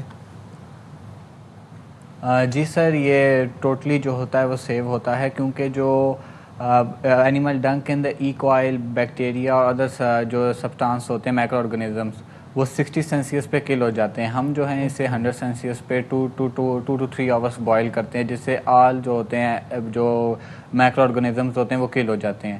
اور سیکنڈلی یہ ہے کہ ابھی جو ہے اس کی تقریباً انڈیا کی بھی 5 to 10 ملین ڈالر کی جو ہے اس کی اکانومی ہے ان کے پاس، جو اینیمل ڈنگ کو، اور زیادہ تر وہ یوز کرتے ہیں ایلیفینٹ ڈنگ کو. اور سری لنکا اور تھائی لینڈ کے اندر ایسے ریسٹورینٹس ہیں جو اینیمل ڈنگ کو وہ یوز کر کے وہاں جو ٹورزم آتے ہیں ان سے وہ اس طرح کے پیپر اور ڈائریز وہ ٹورزم خود بنا جو ٹورسٹ آتے ہیں وہ خود بناتے ہیں اور اس کو وہ یوز کرتے ہیں. ٹھیک ہے, تھینک یو سو مچ. ہمارے ساتھ عثمان اور ساتھ موجود تھے, اور گرین پیپر ان کا پروجیکٹ ہے جس کے بارے میں ہمیں ڈیٹیل کے ساتھ بتائے تھے. لیٹس سی کہ اس پر بہت ویسے کلائمیٹ چینج کے بعد ہمیں بہت کچھ اپنا لائف سٹائل چینج کرنا ہے. ڈیولپمنٹ کی جہاں میں بات کروں وہاں پر ہم دیکھ رہے ہیں کہ اے آئی میں اور چیٹ جی پی ٹی میں بڑی ڈیولپمنٹ ہو رہی ہے. خیر چیٹ جی پی ٹی اور گروک تو پیچھے رہ گیا, اب تو جیمینائی نے ٹیک اوور کیا ہے. بھائی آپ مجھے بتائیں یہ کیا آج کل پکچرز چل رہی ہیں, جس کو دیکھو پتہ نہیں کس کس کے ساتھ, دنیا وہ ملے نہیں ہوں گے کبھی زندگی میں, اس کے ساتھ وہ اپنی سٹارز کے ساتھ کوئی سیلیبریٹی کے ساتھ پکچر لگا رہا ہے. تو ذرا اس میں اظہار محبت کر رہے ہیں, محتاط رہیں, اپنا ڈیٹا اپنی ساری جو انفارمیشن ہے وہ آپ اے آئی کے حوالے نہ کر دیں. میں تھوڑا سا اس معاملے میں محتاط ہوں. وہ تو ہم چیٹ جی پی ٹی کے زمانے سے ہی کر چکے ہیں, وہ تو چیٹ جی پی ٹی گروک کو ہم اپنے سب کچھ بتا چکے ہیں. جیمینائی بیچارے نے کیا ہی کر لینا ہے. چلیں دیکھتے ہیں جی. آرٹیفیشل انٹیلیجنس کمپنی جی اوپن اے آئی جسے کہا جاتا ہے, اس نے 18 سال سے کم عمر جو صارفین ہیں یعنی جو چیٹ جی پی ٹی استعمال کریں گے ان کے لیے نئے جو ہے رولز اینڈ ریگولیشن, یا یوں کہہ لیں ان کے لیے سیفٹی رولز جو ہیں وہ متعارف کرا دیے ہیں. تھینکفلی, تھینک یو سو مچ, آپ نے ایسا کر لیا ہے. اور اوپن اے آئی کے مطابق اگر چیٹ جی پی ٹی کو محسوس ہوا, ماشاءاللہ چیٹ جی پی ٹی کو اگر محسوس ہوا کہ صارف 18 سال سے کم عمر ہے تو وہ اسے ایک ایسے ماڈل پر منتقل کرے گا جو کم حساس موضوعات پر بات کرے گا. بات سنیں, یہ بات تو فیس بک نے بھی کہی تھی. فیس بک میں آپ دیکھیں 13 سال کا بچہ, 9 سال کا بچہ, 10 سال کا بچہ اپنے آپ کو 18 سال کا ظاہر کر کے اس نے اکاؤنٹ بنایا. بھائی لیکن یہاں پر چیٹ جی پی ٹی اس لیے ڈیفرنٹ ہے کہ چیٹ جی پی ٹی کو محسوس ہوگا. یہ ویسے الارمنگ چیز ہے کہ چیٹ جی پی ٹی اب محسوس بھی کرنے لگ گیا ہے. مطلب وہ اتنی جنرل آرٹیفیشل انٹیلیجنس, میں سمجھتی تھی انسان ہی ہے جو محسوس کرتے ہیں یا جاندار ہے جو محسوس کرتے ہیں. آپ لینگویج چیک کریں, یہ آپ کو نا نارملائز کر رہے ہیں آپ کے ذہنوں میں کہ چیٹ جی پی ٹی جو ہے نا وہ آپ ہی کی طرح سوچ رکھتا ہے. یہ سب کچھ وہ ہے جو فیڈ کی جاتی ہے انفارمیشن, یہ still is it's a machine. تو اگر چیٹ جی پی ٹی نے ویسے محسوس کیا کہ کوئی کم عمر صارف خودکشی یا روحانی دباؤ جیسی حالت بیان کرے گا تو چیٹ جی پی ٹی کوشش کرے گا کہ اس کے والدین کو مطلع کرے یا مقامی حکام کو بھی آگاہ کیا. اچھا ویسے چیٹ جی پی ٹی کے پاس پیرنٹس کا نمبر کیسے آئے گا, مقامی لوگوں کا نمبر کیسے آئے گا؟ یعنی اب تک چیٹ جی پی ٹی نے اتنی انفارمیشن لے لی ہے کہ آپ کے امی ابو کون ہیں, آپ کی مقامی انتظامیہ کون ہے. یہ تو ویسے ایک الارمنگ سچویشن ہے یہاں پر. لیکن یہاں پر ہم دیکھ رہے ہیں کہ چلیں جو 18 سال سے کم عمر بچے کسی ڈپریسو ایپیسوڈ سے گزر رہے ہیں, کسی اپنے لائف میں ایک رف پیچ سے گزر رہے ہیں, تو چیٹ جی پی ٹی ان کو ہیلپ کرنے کی مدد بھی کرے گا. تو جہاں پر ایک یہ پازیٹیو ڈیولپمنٹ ہے وہاں پر کچھ یہ الارمز بھی تھوڑی بیل رنگز کر رہی ہے. 2-3 پوائنٹس ہے. ویسے چیٹ جی پی ٹی سے آپ جو بھی کہنا وہ آپ سے ایک تو اگری کرنا شروع کر دیتا ہے ہر بات پہ. آپ کبھی اس سے بہت ہی ڈفرینٹ بات کر کے دیکھیں جو آپ نہیں چاہتے ہیں, آپ دیکھیے گا وہ اس سے بھی اگری کرے گا. چیٹ نیور سیز نو, وہ ہر بار بھی یس کہے گا. جیسے انسان از اسٹل اسمارٹر دین اشرف المخلوقات ہیں ہم جناب. تو یہاں پر ہمارے پروگرام کا وقت اپنے اختتام کو پہنچ رہا ہے اور ہم آپ سے کل بھی ملیں گے 9:03 اور چیٹ جی پی ٹی سے آپ نے محتاط رہنا ہے, الگورتھم سے محتاط رہنا ہے. اور آج ایک بار پھر سے ارشد ندیم, آج فائنل راؤنڈ ہے تو ان کے لیے بہت ساری دعائیں کرنی ہے اور جم کر ٹی وی دیکھنا ہے دعاؤں کے ساتھ. تو جی ملاقات ہوگی آپ سے کل 9:03 پہ. تب تک کے لیے اللہ حافظ. اللہ حافظ. پاکستان زندہ باد. زندہ باد.